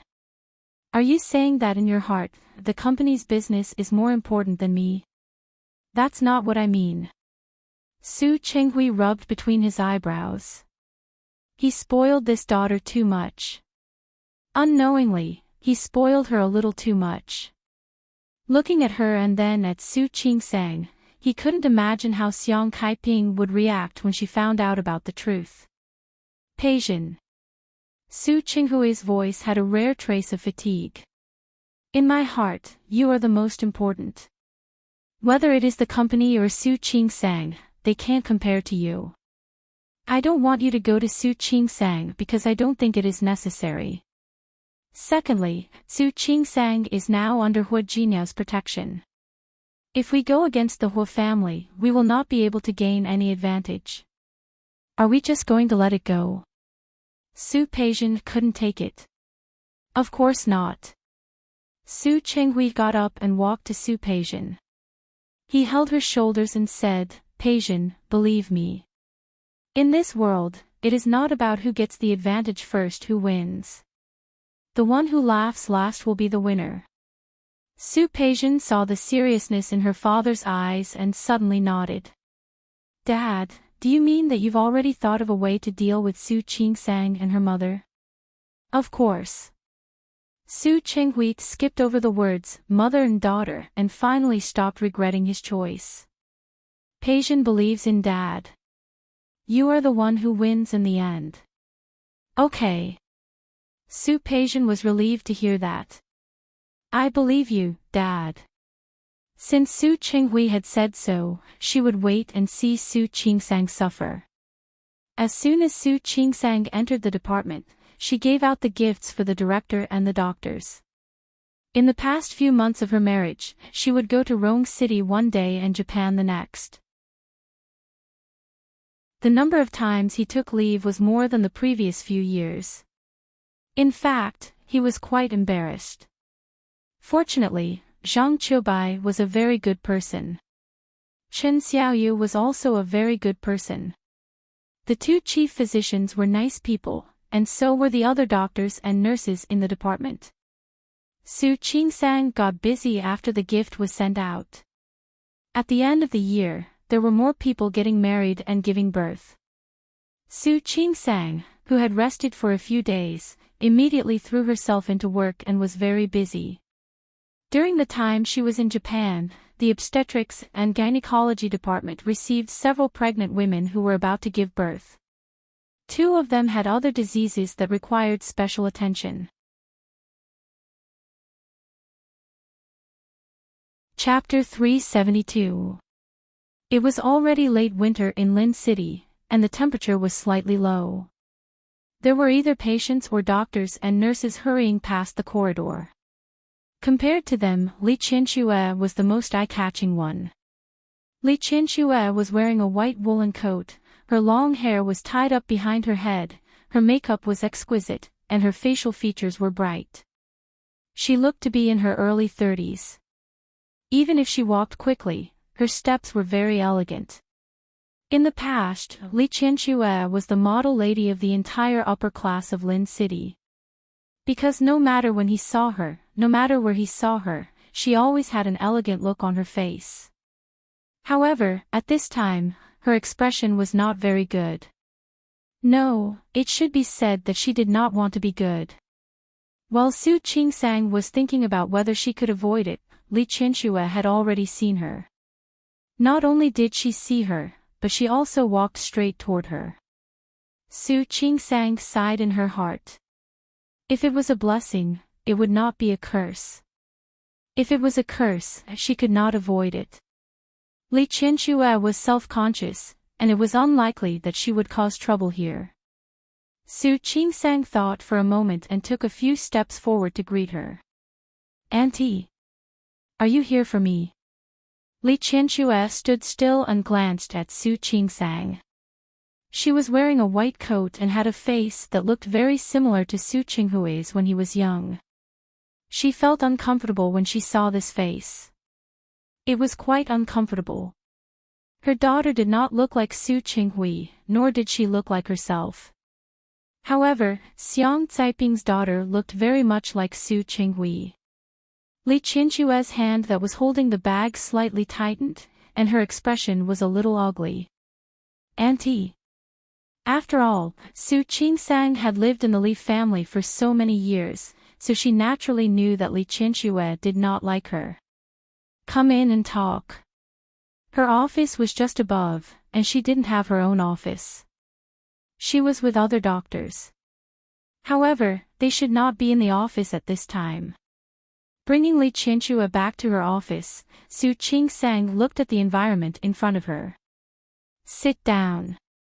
Su Qingsang watched Li Qianxue enter the door, but let the assistant guard the door. She sighed in her heart. Auntie, do you want some water? After asking, she felt a little silly. Li Qianxue did not come to drink water today. No, I'm not here to drink water. Li Qinshue's face was cold, and her tone was also cold. Su Qingsang was a little embarrassed. She seemed to have just remembered that Li Qinsue never drank pure water from outside. What can I do for you, auntie? Su Qingsang didn't dare to joke with Li Qinsue. That was courting death. Li Qinsue pursed her lips even tighter when she saw Su Qingsang's uncomfortable expression. To be honest, she really didn't like Su Qingsang. However, no matter how much she disliked her, she would not go so far as to make things difficult for her. After all, she did not want to involve the next generation in the matters of the previous generation. However, the older Su Qingsang got, the more she looked like Su Qinghui, which made her hate her even more. Thinking of this, Li Qinshue's expression became more and more unpleasant. I heard that you went to Japan some time ago. The corners of Su Qingsang's mouth twitched. Yes. Su Qingsang nodded slightly, her voice strangely lacking in confidence. You went with your mother. Li Qinsue took a step forward. Yes. Su Qingsang wasn't afraid of Li Qinsue.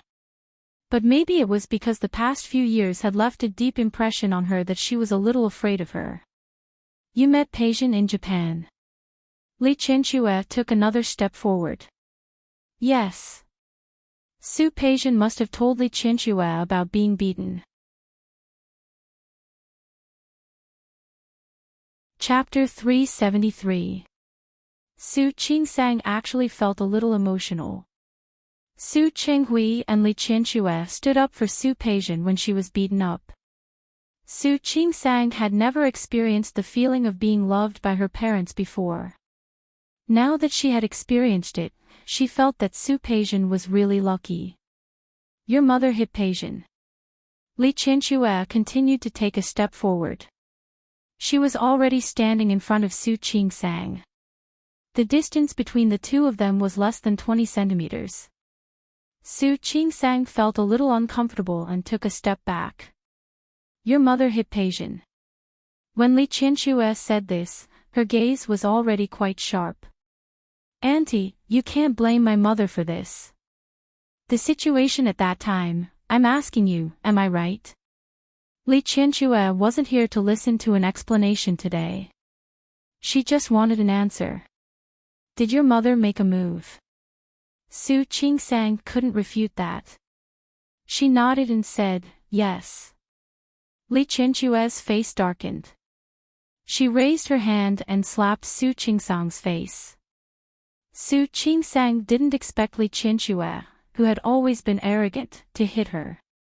She didn't want to be hit. Just as her hand was about to fall, he stretched out his hand to block it without thinking. Li Qinsue didn't expect Su Qingsang to dare to block it. The anger on her face grew. Su Qingsang, auntie. Su Qingsang was a little scared. Like Hu Jinyao, Li Qinsue had been in a high position for a long time, so she had an imposing manner. Moreover, she was already a little afraid of her. He wasn't confident that he would be able to stop her hand from hitting him. Auntie, as the saying goes, a mother's debts must be paid by her daughter. I can't stop you from hitting me today to avenge Su Peijian. But if you hit me today and I go to work with a palm print, I'm afraid it won't be good. What does it have to do with me? Li Qinsue tried to pull her hand out, but Su Qingsang held her back tightly. Li Qinsue lived like a princess. When she went out, she didn't have to carry heavy things. She even had someone carry her bag for her. However, Su Qingsang was a doctor. When she was short of hands, she had to lift the bed, help to send the patients, and perform consecutive operations. How could Li Qinsue defeat her? Su Qingsang, let go of me. Li Qinsue was determined to teach Su Qingsang a lesson today. If her mother dared to lay a hand on Su Peijian, then don't blame her for doing the same to Su Qingsang. Auntie, if I let go, would I let you hit me? Su Qingsang sighed in her heart. Auntie, please be reasonable. Your mother is the one who did it. You want me to reason with you? Li Qianxue sneered. Su Qingsang, how shameless do you think you are? Auntie. Su Qingsang took a deep breath and retorted, I'm not shameless enough. He didn't think much of it. In fact, I can understand why you want to beat me up for Su Peixian. However, Hu Jinyao was very protective. If you slap me today, I don't care. I'll take it. But I can't guarantee that he will do anything. Are you threatening me? It was rare for Li Qianxue to be angered by her. Her tone lost its usual calmness. It doesn't count. I'm just telling you that it won't do you any good. Su Qingsang saw that Li Qianxue was angry. She let go of her hand, took a step back, and stood further away from Li Qianxue. Auntie, Su Peixian only said that my mother hit her. I don't think she said anything nasty, right? Li Qianxue's face was cold. Her hand was hurting from Su Qingsang's grip just now.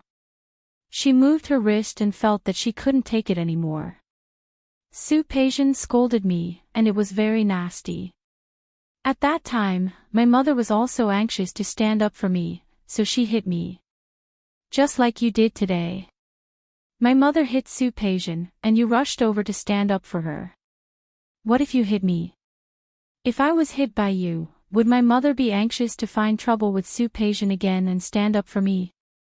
Li Qianxue's face became more and more ugly. Auntie, both sides are responsible for this matter.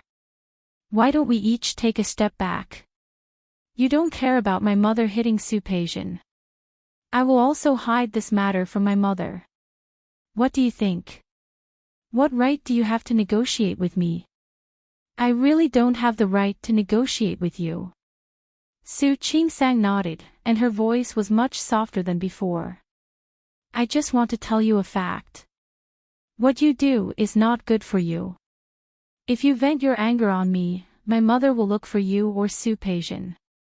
You can indeed not be afraid.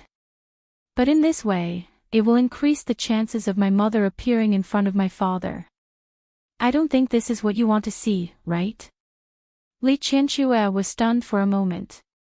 She thought of Xiang Caiping's delicate face when she was young, but it always made Su Qinghui feel pity for her. The anger in her heart turned into hatred.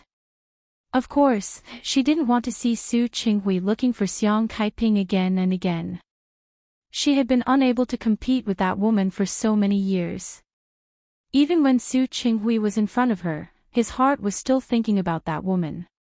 Now that that woman was back, Su Qinghui's soul would probably be taken away by Xiang Caiping. Thinking of this, she became more and more angry and hateful. Looking at Su Qingsang's face, she felt that she was getting more and more annoyed. Su Qingsang naturally noticed the change in her expression. She knew that something was wrong, but she could only think of a way to continue comforting her. Auntie. In fact, I don't have a grudge against you, and neither does my mother. It wasn't my mother who brought me back to the Su family, but my father. If you want to hate me, you should look for my father, not my mother. Seeing that Li Qianxue's expression didn't change, Su Qingsang continued, Auntie, what do you think about this? You can forget about this matter and never mention it again. I promise. I will make sure that my mother will never appear in front of my father again. What can you guarantee? It wasn't that Li Qianxue didn't believe Su Qingsang, but she didn't believe Su Qinghui. If he knew that that woman was back, she was afraid that he wouldn't be able to sit still. Don't think that she didn't know where Su Qinghui went yesterday. Didn't he go to look for Xiang Caiping? He didn't come back for a whole night. Who knew what he did outside? Did he do anything wrong? And that Xiang Caiping hadn't seen Su Qinghui for so long. Now that she saw him again, wasn't it dry wood or fire? Every time Li Qianxue thought of this, she felt that her gums began to hurt. What can you guarantee? What right do you have to guarantee? Su Qingsang sighed. It was a decision that she had made before, but at this moment, it only strengthened her determination. Auntie, you should know that Hu Jinyao is from Rong City. In fact, my mother has been living in Rong City before. In fact, Hu Jinyao has asked me more than once to go to Rong City with him to develop my career, but I was not very willing at that time.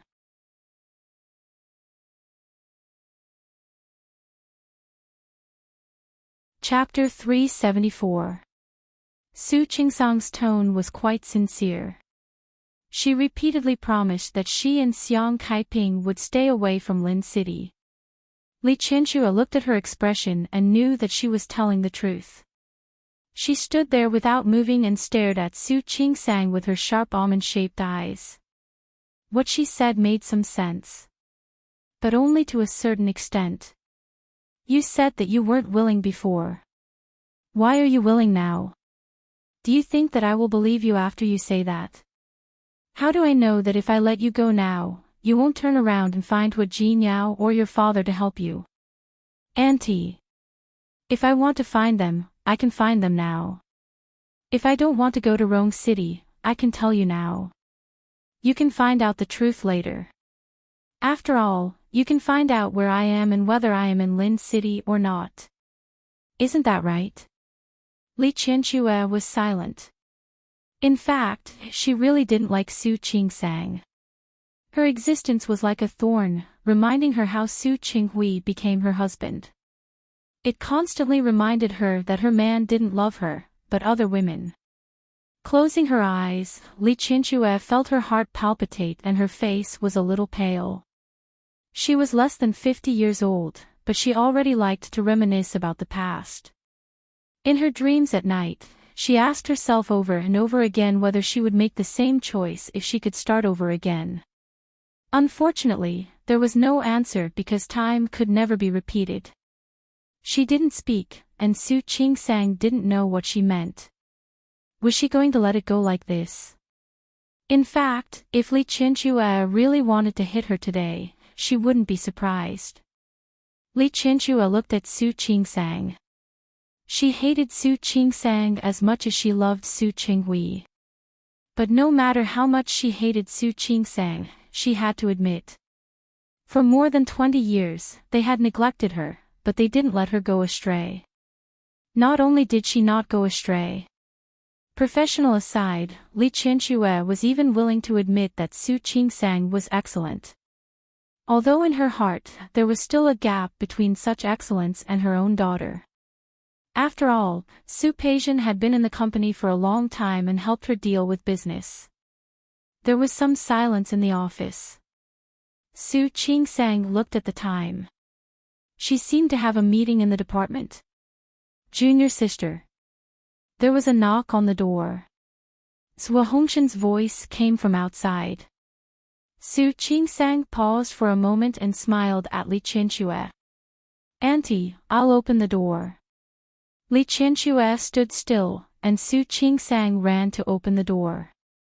Outside the door, Li Qianxue's assistant still wanted to stop Zhuo Hongxin. It was also because there was an assistant standing there that Zhuo Hongxin, who was originally just passing by, was allowed to come in to take a look. Junior Marshal sister. Are you okay? Zhuo Hongxin looked at the assistant, then at Li Qianxue. He felt that Li Qianxue looked familiar, but he couldn't remember who she was. Your mistress was son. Li Qianxue recognized Zhuo Hongxin immediately. Mr. Zhuo and Old Master Li were close friends, and they got along well.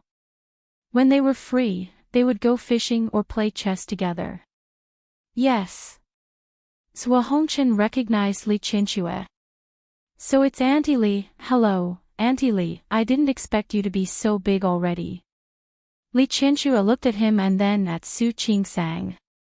Zhuo Hongxin called Su Qingsang Junior Marshal sister? Zhuo Hongxin recognized Li Qianxue and knew who she was.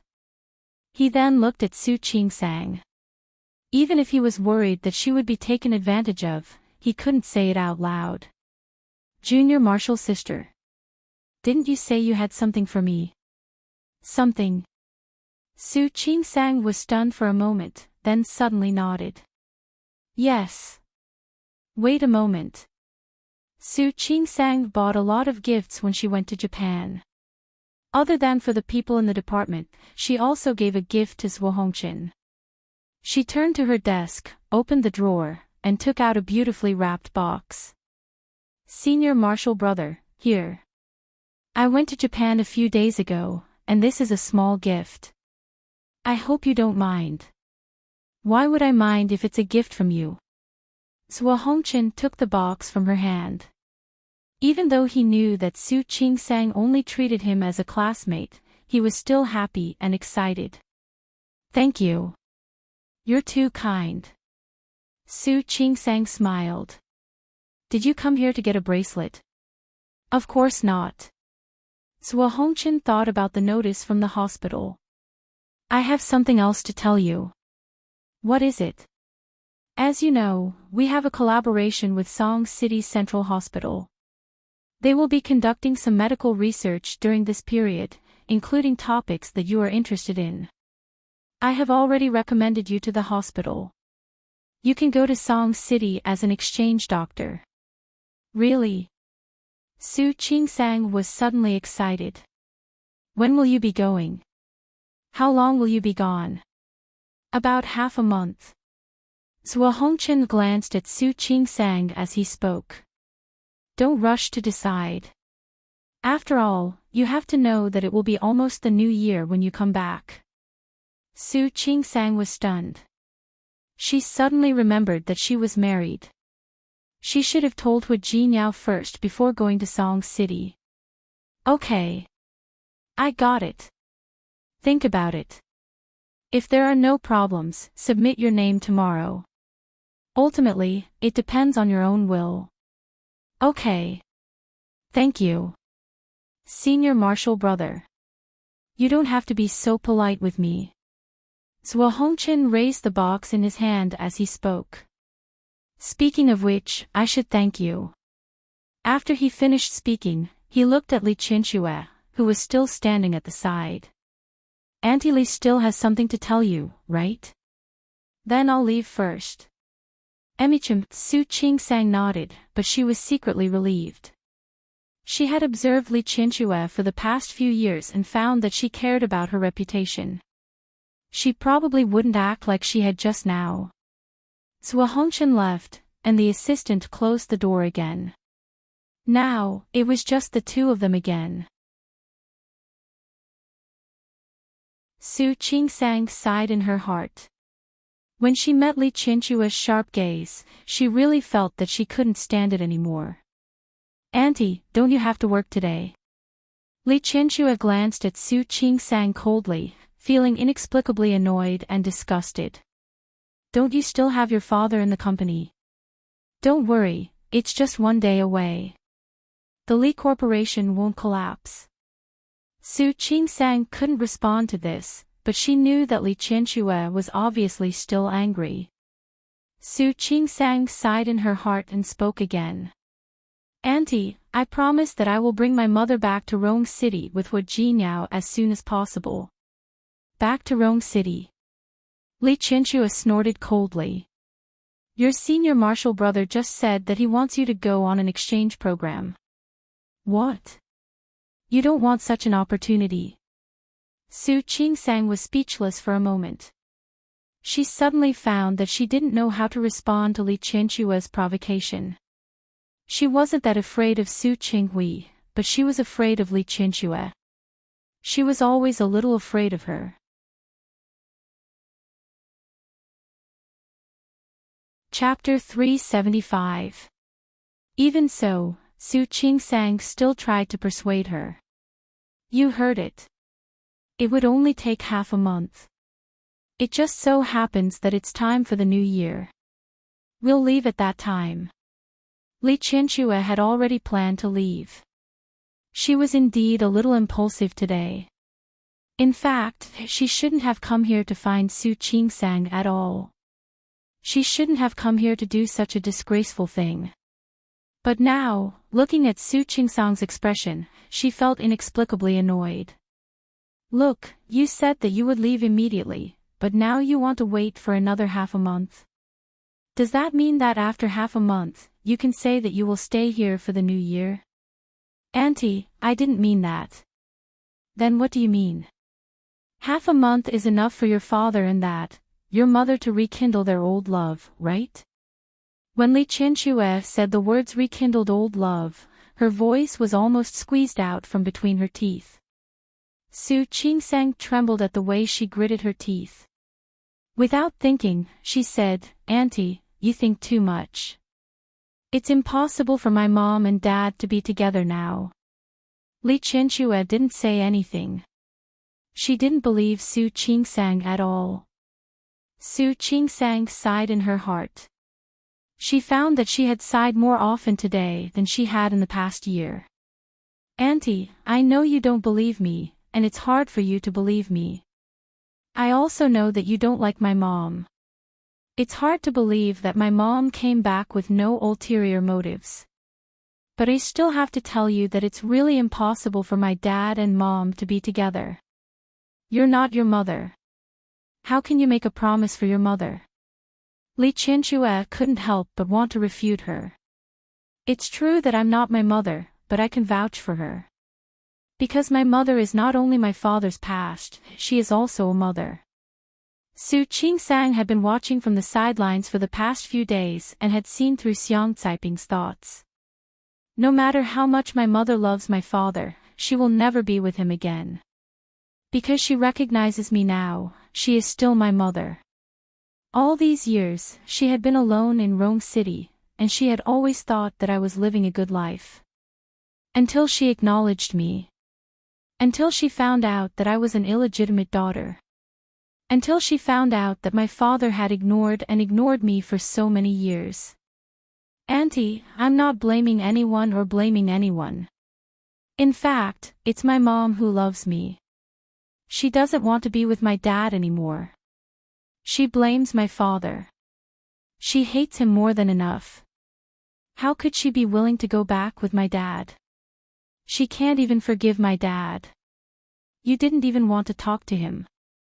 Auntie. Actually, I don't need to lie to you about these things. I want to tell you that some things really aren't what you think they are. Anyway, believe it or not, it's impossible for my mom and dad to be together. Li Qianxue listened to her without saying a word. Finally, she sneered. Are you saying that you blame my family for not taking good care of you? Is that why your mother hates us? No wonder he tried to make things difficult for Su Peijian.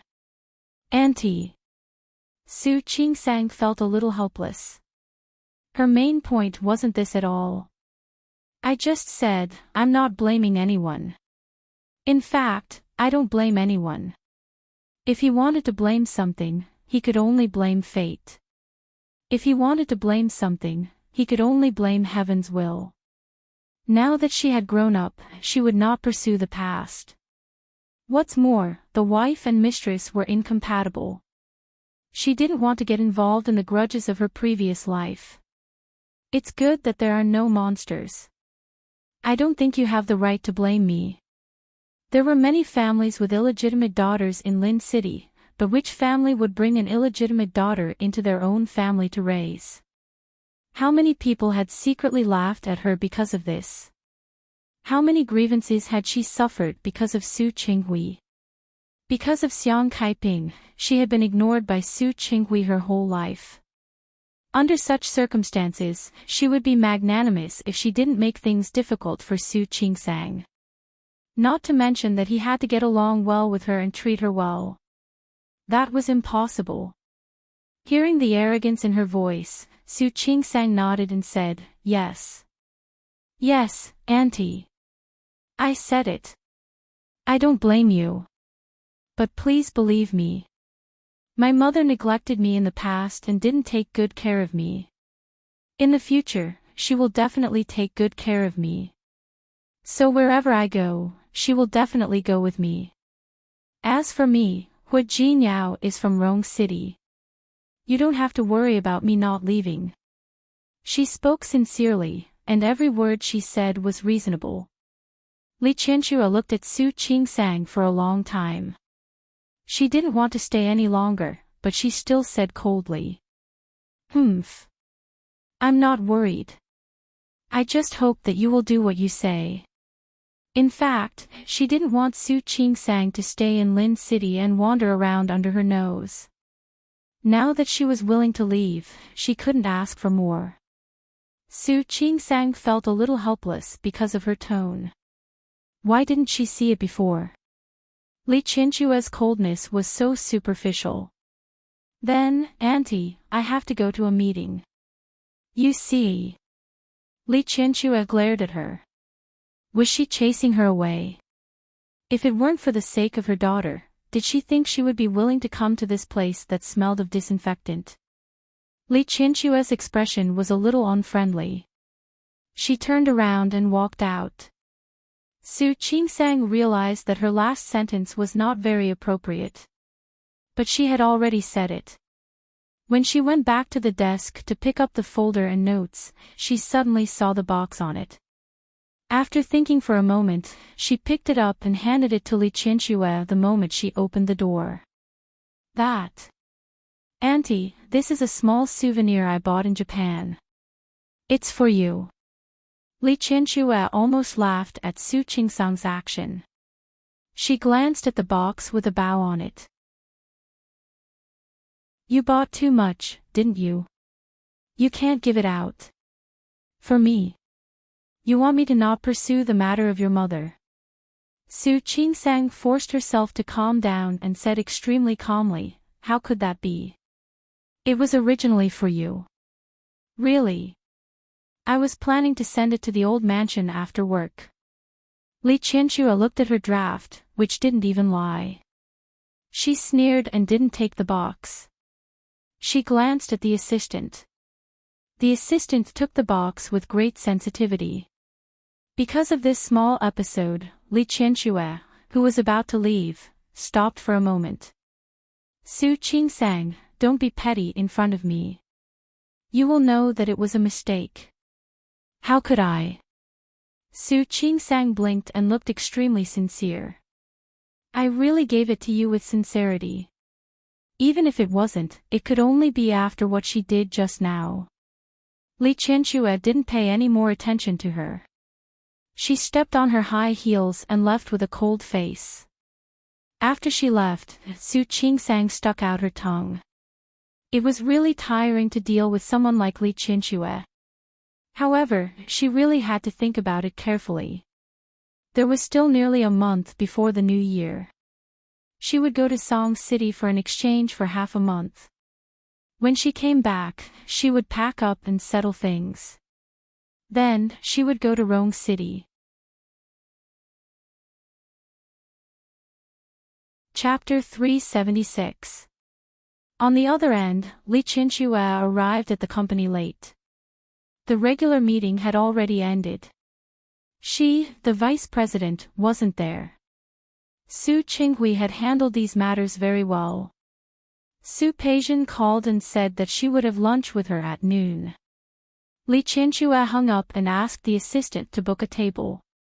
It was Su Peijian's favorite restaurant. When the assistant entered the door, he brought the box in.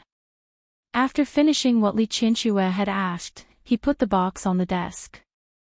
"President this, throw it away," Li Qianxue said without looking up, as if she had just seen it. Her voice was too cold and her tone was too firm. The assistant looked at the box and felt a little pity. However, he still picked it up. "Then, I'll throw it away." "Throw it away. Remember to throw it far away." The assistant nodded and left with the box. Li Qianxue looked at Su Peijian sitting in front of her. The wounds on her face were barely visible after being treated yesterday. Su Peijian majored in business administration. She was also involved in the recent cooperation with Tianyu Group. "Mom. Weren't you at the meeting this morning? Where did you go? You didn't even answer my calls." Su Peijian asked casually, but Li Qianxue's reaction stunned her. Mom, what's wrong? Nothing. Don't you have your dad? Don't mention it. Su Peijian was actually a little dissatisfied with Su Qinghui. But only a little. There was nothing that she couldn't say to her mother. I asked my dad to vent his anger on that woman, but he refused. I'm actually very angry. Li Qianxue looked at Su Peijian and frowned because of her words. Oh. Your father actually refused to do it. Yes. Not only did he refuse, but he also told me that there was no need to settle the score with them now. He also said that we are now working with the Huo family. It would be bad if we offend Huo Jinniao.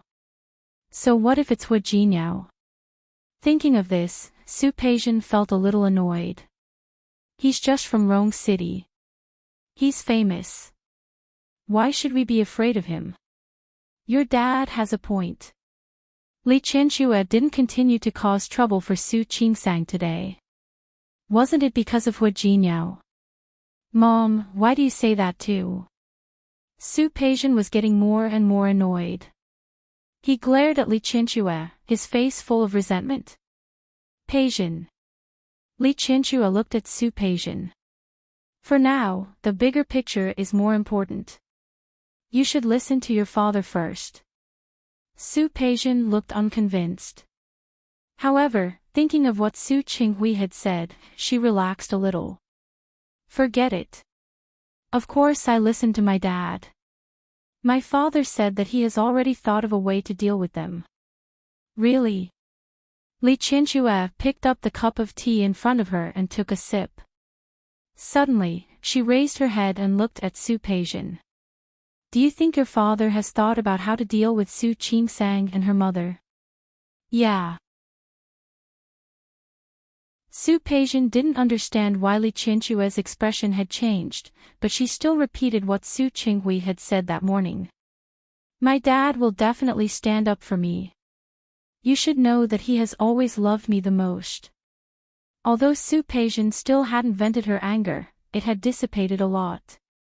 Moreover, Su Qinghui's promise made her even more proud. No matter what, she believed in Su Qinghui. If he said he would take revenge for her, he would. She just needed to wait for Su Qinghui and Xiang Kaiping to be punished. Li Qianxue nodded. However, when she saw Su Peijian's face, she suddenly thought of what Su Qingsang had said to her today. She said, no matter how much my mother loves my father, she will never be with him again. Because she recognizes me now. She knows that my father has ignored me for so many years. My mother loves me so much that she can't even talk about being with my father anymore. She blames my father. She hates him so much. She can't even forgive my father. She doesn't even want to talk to him. Li Qianxue's hand that was holding the cup suddenly stopped.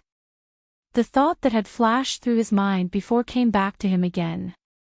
The person Su Qinghui liked was Xiang Kaiping. She knew that very well. However, for so many years, he had been as cold to Su Qingsang as he could be. He ignored her as much as he could. On the contrary, he was quite good to Su Peijian. Almost like he was holding her in the palm of his hand.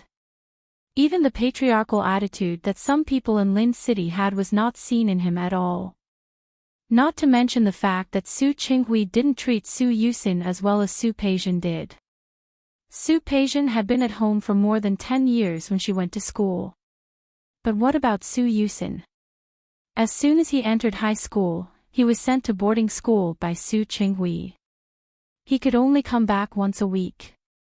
At that time, she seemed to have objected, but she couldn't resist the reason Su Qinghui gave her. She said that boys needed to exercise. But what about Su Qinghui and Su Qingsang? He was even colder than Su Yusin. For so many years, she had never seen Su Qinghui smile at Su Qingsang. Except for the routine greetings during Chinese New Year, Su Qinghui almost ignored Su Qingsang. If the person Su Qinghui loved was really Xiang Kaiping, then his reaction to Su Qingsang was a little too strange. At least a little too abnormal. That wasn't the attitude a man should have toward the woman he loved. Instead, it was like he was treating someone unrelated to him. Why did Su Qinghui treat Su Qingsang like this? You have to know that he has always loved me the most. Su Peijian's words just now appeared in her mind at the same time. Yes, the person Su Qinghui loved the most was Su Peijian, and the person he disliked the least was Su Qingsang. But thinking about it this way was completely unreasonable. Not only was it unreasonable, but it also made Li Qianxue, who had never seriously thought about this strange situation, more and more suspicious. It was not normal, it was very abnormal. There must be something wrong when things were abnormal. So if Su Qinghui treated Su Qingsang badly and Su Peijian well, then what was normal? Normally, Su Qinghui should be the one who treated Su Peijian well and Su Qingsang well, right? Mom. She didn't speak, so Su Peijian called her. Li Qianxue didn't hear her. She was thinking about her question just now. Just what was wrong with this? She couldn't think of it at the moment, but the words between Su Qingsang and Su Peijian were like a replay, constantly going back and forth in her mind. The strange feeling that something was wrong came again. In a flash, Li Qianxue seemed to think of a key point. She just wanted to figure out that key point. Mom. Su Peijian called out even louder than before. Li Qianxue was shocked. Peijian. Mom, are you okay? When Su Peijian asked, she deliberately waved her hand in front of Li Qianxue. Chapter 377. Her thoughts had been interrupted, and she couldn't continue thinking. Seeing that Su Peijian still wanted to wake her up, Li Qianxue reached out and held her hand. It was rare that her tone was harsher than usual. How old are you? Why are you still so careless? I saw that you were ignoring me. Su Peijian pouted, obviously feeling a little wronged. Mom was thinking about something, and now you've interrupted me. Mom, what are you thinking about? Su Peijian couldn't control her curiosity. Tell me. You. Li Qianxue looked at Su Peijian again and suddenly wanted to compare her with Su Qingsang. Speaking of which, Su Peijian was about the same age as Su Qingsang. Su Peijian was naturally prettier. But in terms of stability, Su Qingsang was much more stable than Su Peijian. She didn't know if it was because she and Su Qinghui had spoiled this child too much. Li Qianxue's heart suddenly felt a little uncomfortable. She had spent so much effort to raise her daughter. In the end, she couldn't compare to Su Qingsang, an illegitimate daughter who grew up freely on her own. Wasn't this a slap to her face? Li Qianxue suddenly sat up straight. She looked at Su Peijian's face and was momentarily lost in thought. So, this was Su Qinghui's revenge. If this was Su Qinghui's revenge, then all his previous actions, those favoritism for Su Peijian, and his disregard for Su Qingsang, could be explained. Overpraise. It was the most common method of wealthy families. Indulging their children. It made them arrogant and willful. In the end, they even caused a lot of trouble. Was Su Qinghui planning to do that? It was completely possible. Su Qinghui probably wanted to spoil Su Peijian and lead her in a bad direction.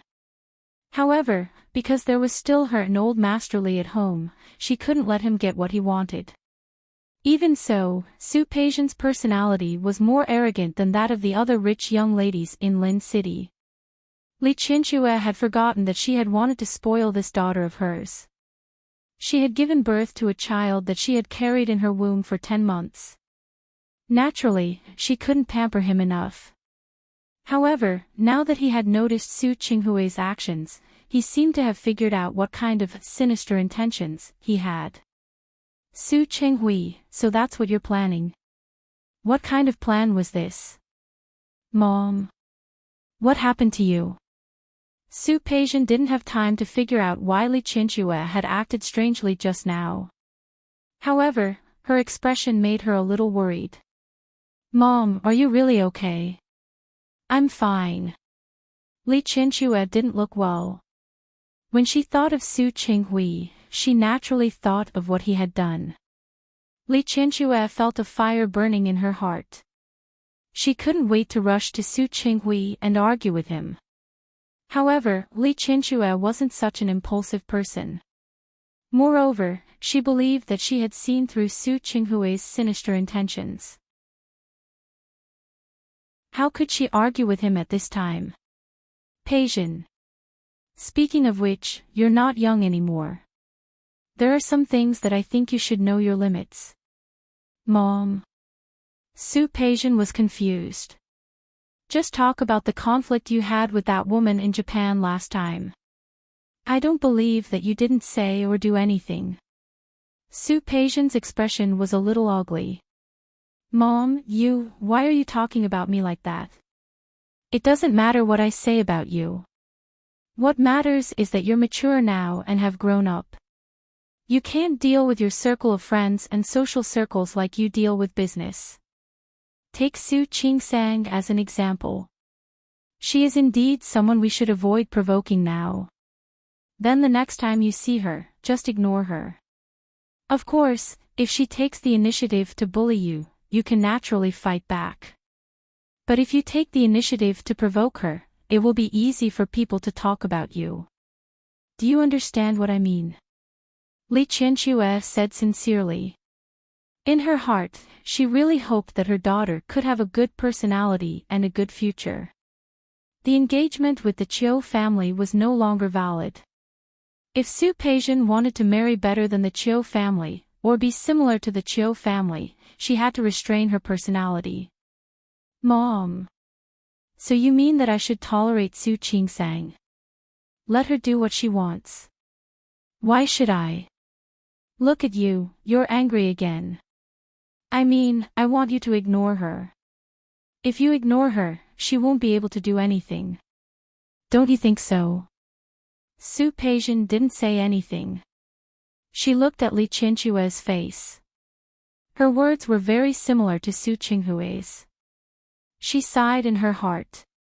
Okay. I got it. I'll just stay away from her next time. Is that okay? She knew that her daughter was still not convinced. Li Qianxue didn't say anything else. Anyway, Su Peijian would find out in the future.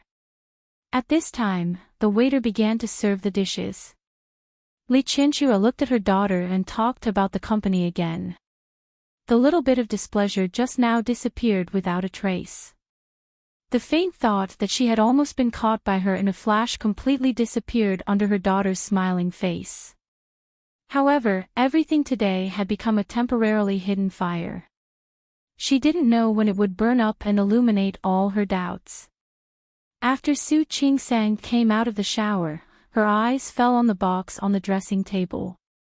There was a layer of blue wrapping paper on the outside of the box. This time, there was no tacky bow. It looked simple and clean. This was a gift she specially bought for Su Yusin. However, it wasn't the weekend yet. Su Yusin was still in school. She suddenly remembered that she had given the rest of her hand to Li Qianxue today. Li Qianxue would probably be so angry that she would want to throw it away. Thinking about it, it was a pity. However, when she thought about Li Qianxue's face at that time, she didn't feel that it was a pity. Instead, she felt happy. What are you thinking about? Smiling like a fox. Hua Jinyao was behind her and happened to see her giggle in the mirror. He reached out and easily pulled her small body into his arms.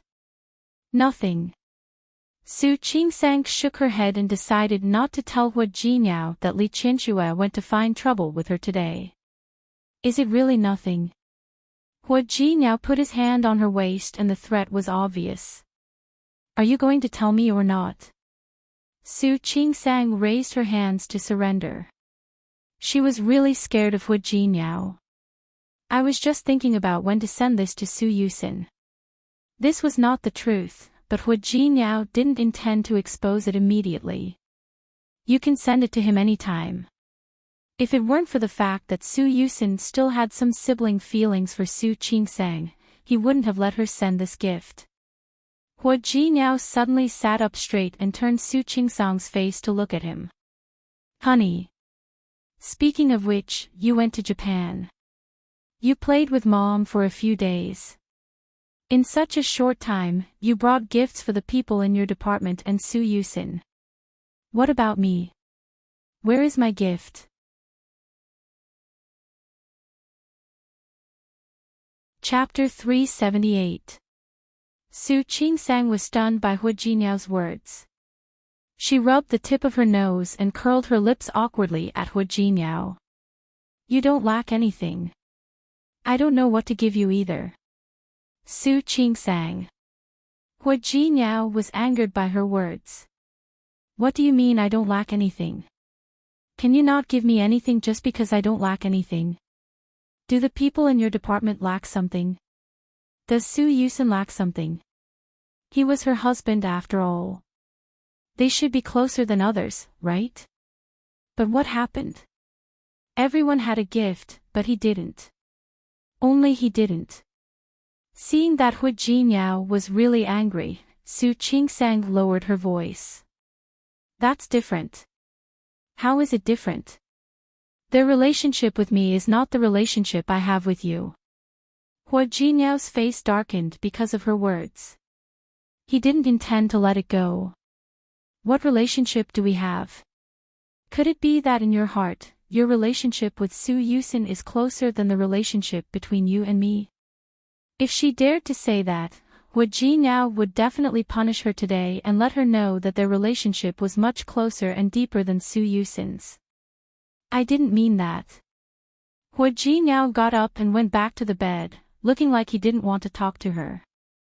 Su Qingsang bit her lip and saw that he was really angry. She got up and sat down on the bed. She reached out to touch Hua Jinyao's arm, but he ignored her. He turned his back to her. Are you really angry? Yes. Very angry. Very angry. He had his back to her, so Su Qingsang couldn't see the expression on his face. After thinking about it, she leaned over and kissed him on the cheek. That? Can you calm down now? No. Hua Jinyao said that, but his expression didn't change at all. Then, what about this? Su Qingsang leaned over and kissed him on the lips again. Not yet.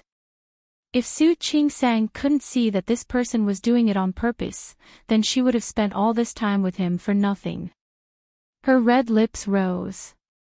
She didn't kiss him again. Instead, she put her hand next to him and put one hand on his arm. I said that our relationship is different from theirs because I feel that our relationship is closer. Since it was a closer relationship. In that case, it would be the same with or without this gift. But they were different. My relationship with them can be strengthened by gifts. But I don't need it with you. If Hua Jinyao didn't turn around, he wouldn't know if he was appeased or not. I really didn't mean to ignore you. Because I don't know what to give you. She didn't have much experience with men. The wallet, belt, and the like that were usually used by men. The ones Hua Jinyao used were custom-made. When she went to Japan to buy those for him, she was afraid that he wouldn't like them. I need it. I need it very much.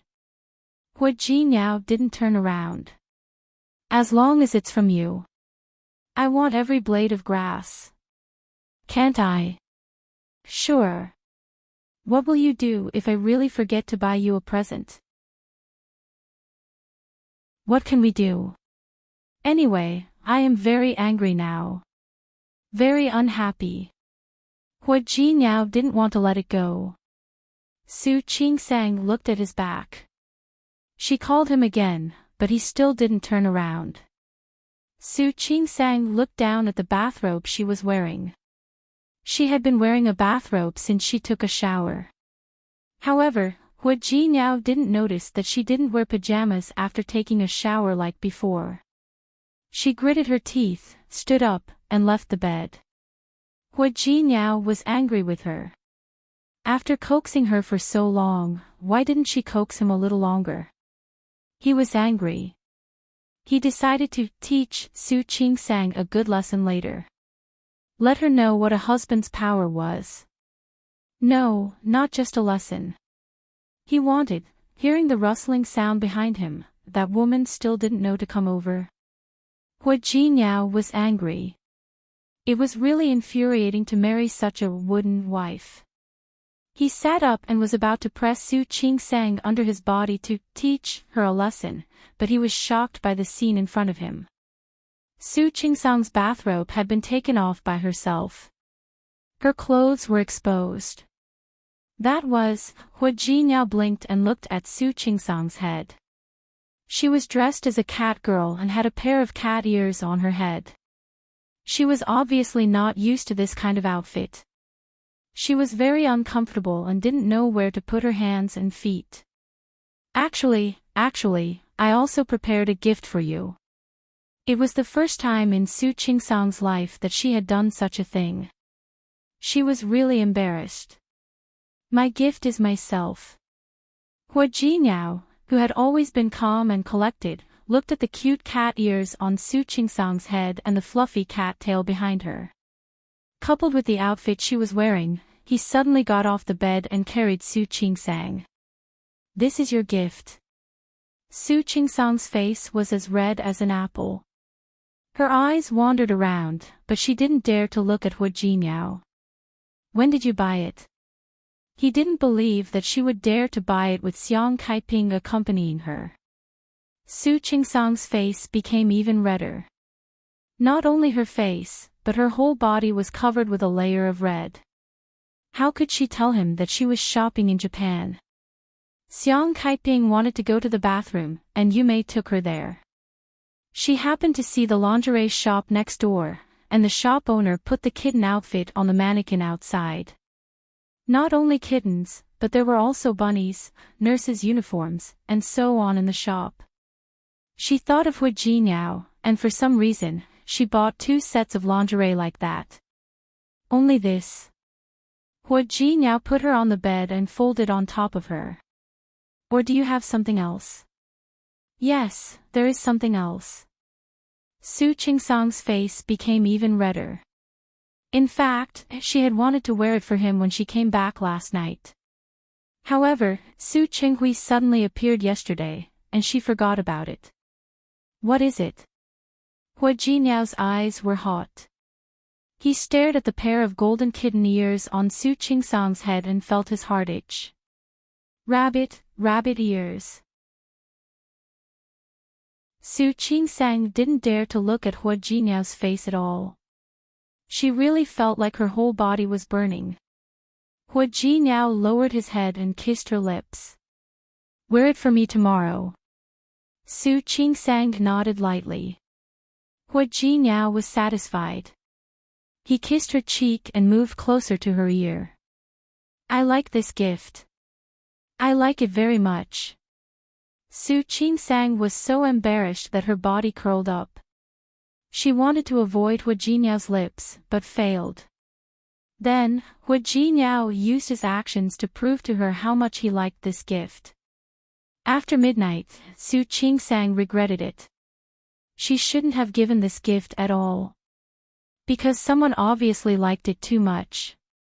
He repeated in her ear over and over again how much he loved this gift. Over and over again, he told her how much he liked this gift.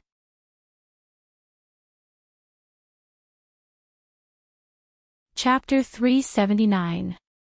Su Qingsang almost couldn't get up the next day after being disturbed by Hua Jinyao for most of the night. She gritted her teeth and wanted to find the rabbit set and throw it away before washing up. However, she couldn't find it anymore. She blushed. She didn't need to think to know who took it. For a moment, she was angry, annoyed, regretful, and a little expectant. After washing up, she walked out of the room. Xiang Kaiping had already prepared breakfast. Qing Sang, don't you need to go to work today? I need to go to work. I'll go after breakfast. Su Qingsang's waist was a little weak, and she looked a little embarrassed. In the past, she didn't feel it when she lived with Hu Jinniao alone.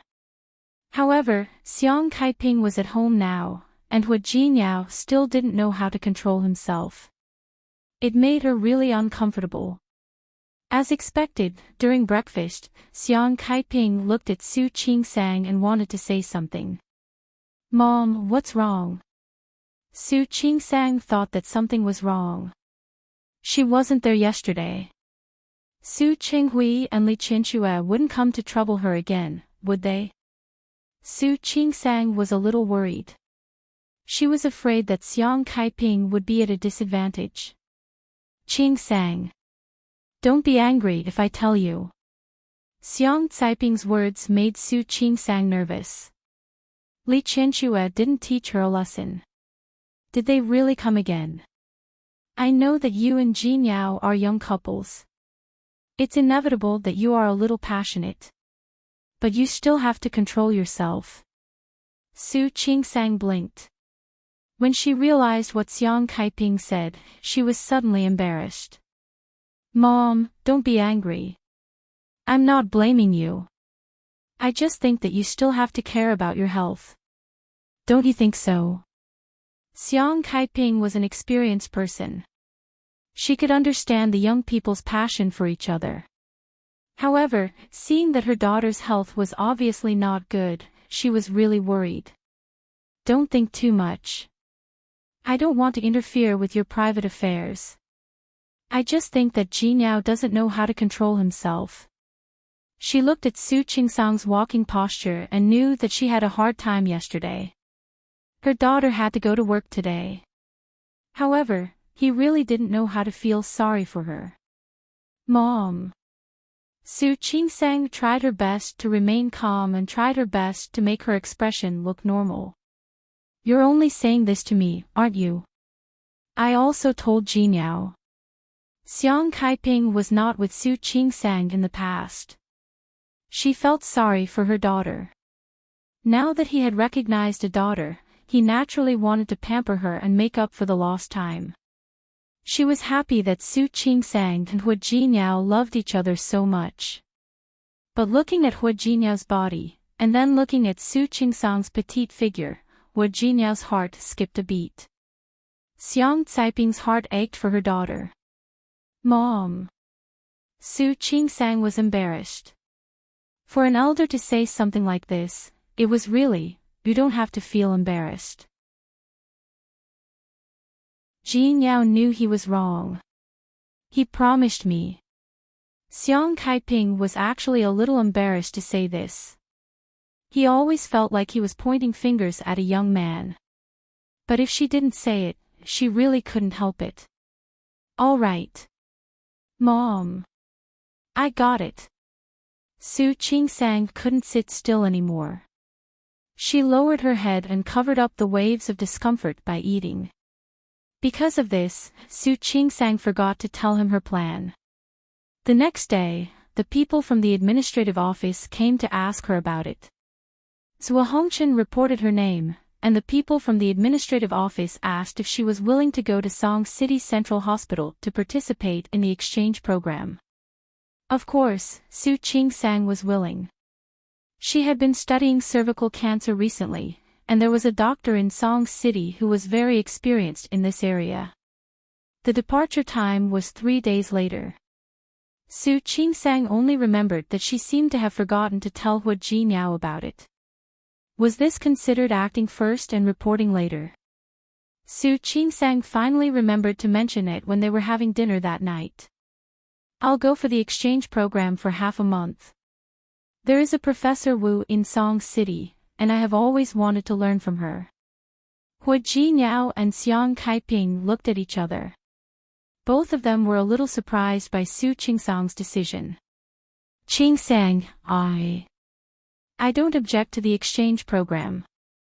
But why do we have to go to a place so far away from Song City?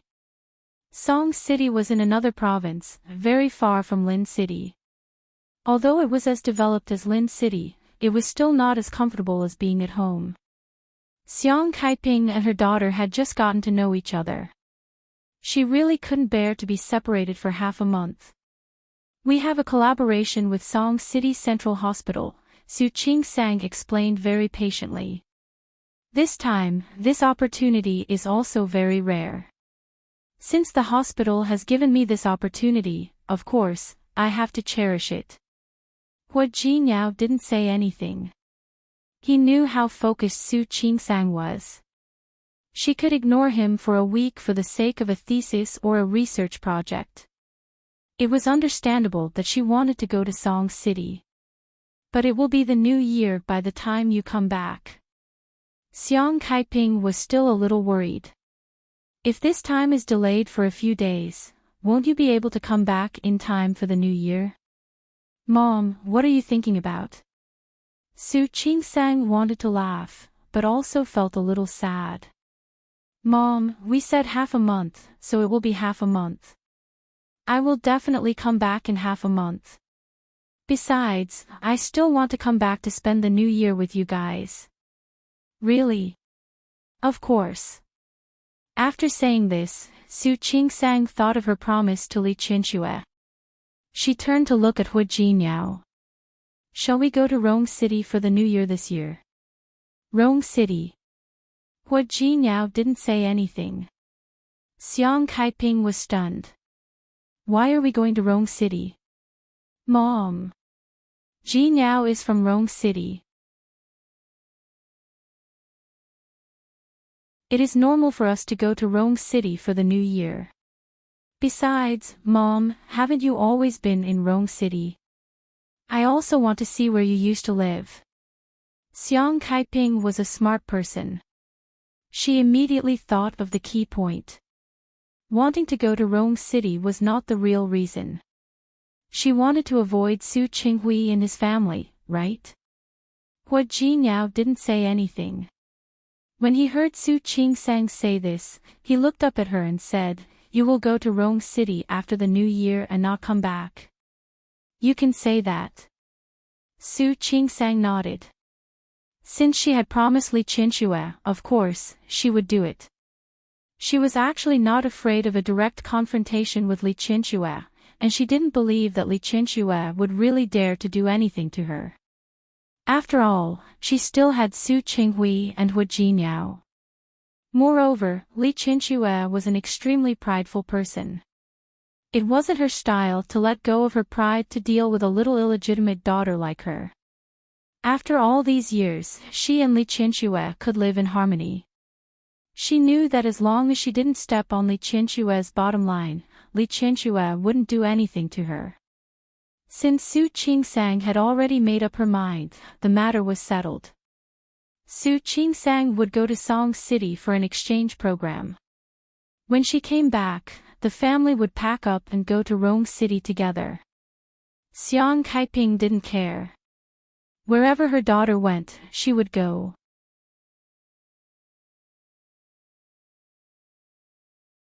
Chapter 380. Will you come back later? Xiang Kaiping looked at Su Qingsang. Although she had only lived in this place for less than 2 months, she already felt a little reluctant to leave. Wasn't it nice to be here?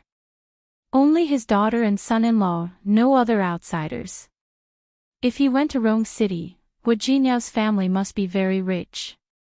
By then, would Su Qingsang really be able to handle those interpersonal relationships and things? How could living with her mother-in-law be as comfortable as living with her husband and wife outside? Mom. Of course I have to come back. Su Qingsang had some things to pack. He also handed over his work in the hospital.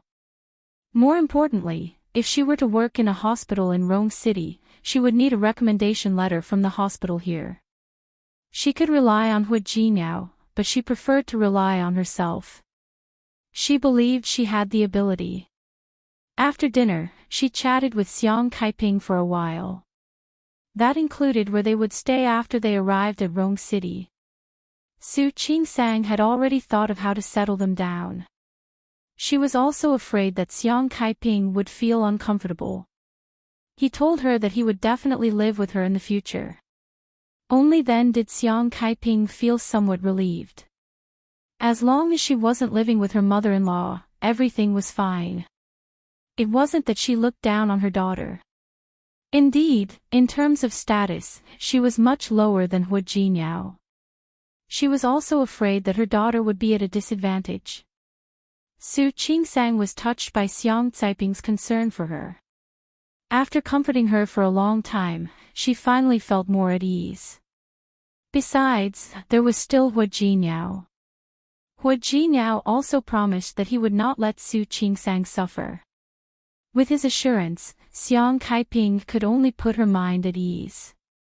The three of them chatted and laughed for a while before Xiang Kaiping dispelled all her worries. As soon as he returned to his room, Hu Jinyao's expression changed. He looked at Su Qingsang, his eyes full of wisdom. "What's wrong with you?" Su Qingsang felt uncomfortable under his gaze. "Why are you looking at me like that?" Hu Jinyao narrowed his eyes and looked at Su Qingsang from head to toe. "Go ahead."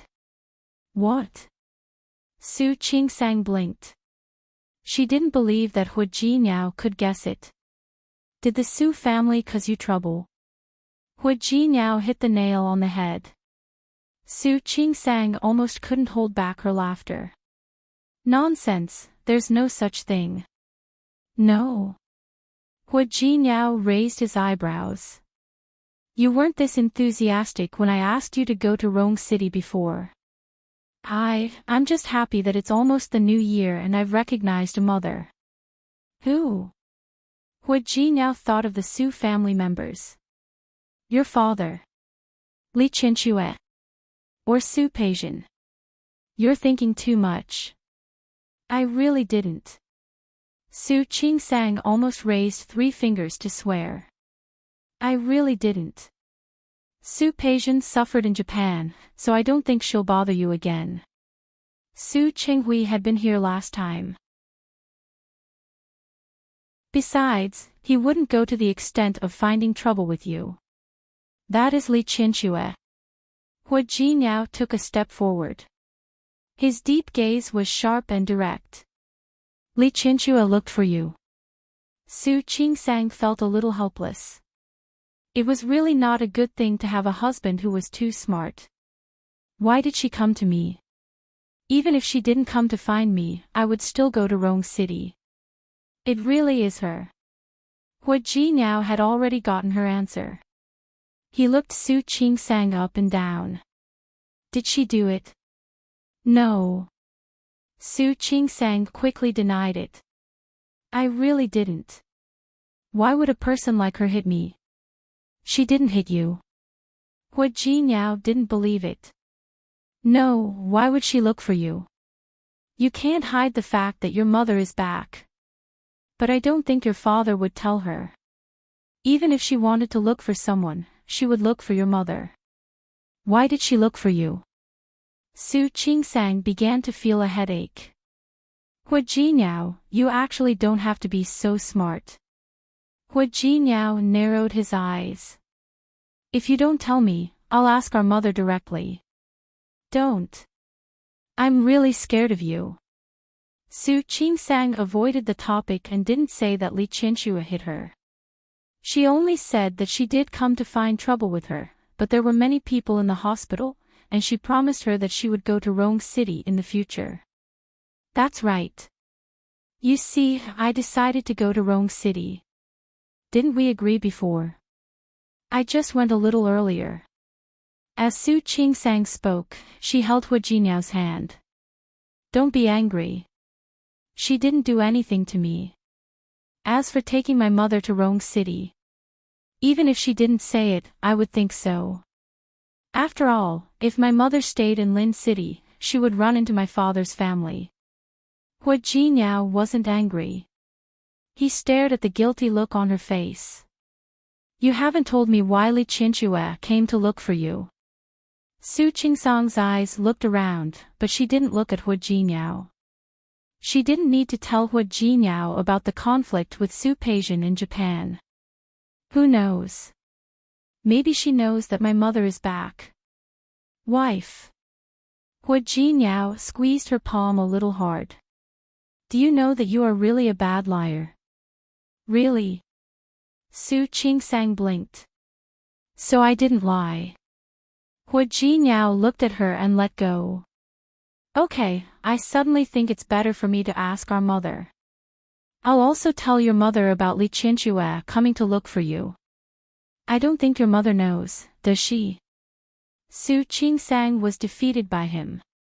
She quickly grabbed his hand and said, actually, it's really not a big deal. She hesitantly mentioned the conflict in Japan. Actually, I wasn't injured, and I didn't suffer any losses. It's just that my mother was too impatient. She slapped Su Peixian in the face. Hu Jinyao's face was a little gloomy. He stared at Su Qingsang's eyes for a long time without saying a word. Su Qingsang begged for mercy. Don't be like this. It's really nothing. She even got slapped in the face. Hu Jinyao still didn't speak. Su Qingsang felt more and more helpless. Look at her. Who dares to hit her since she was a child? My mother has already stood up for me. I didn't suffer any losses from Auntie. So let's just let it go, okay? Hu Jinyao looked at her face and understood what she meant. It was better to avoid trouble. However, she was willing to let it go, but he was not. Holding her hand, Hu Jinyao's voice was very soft.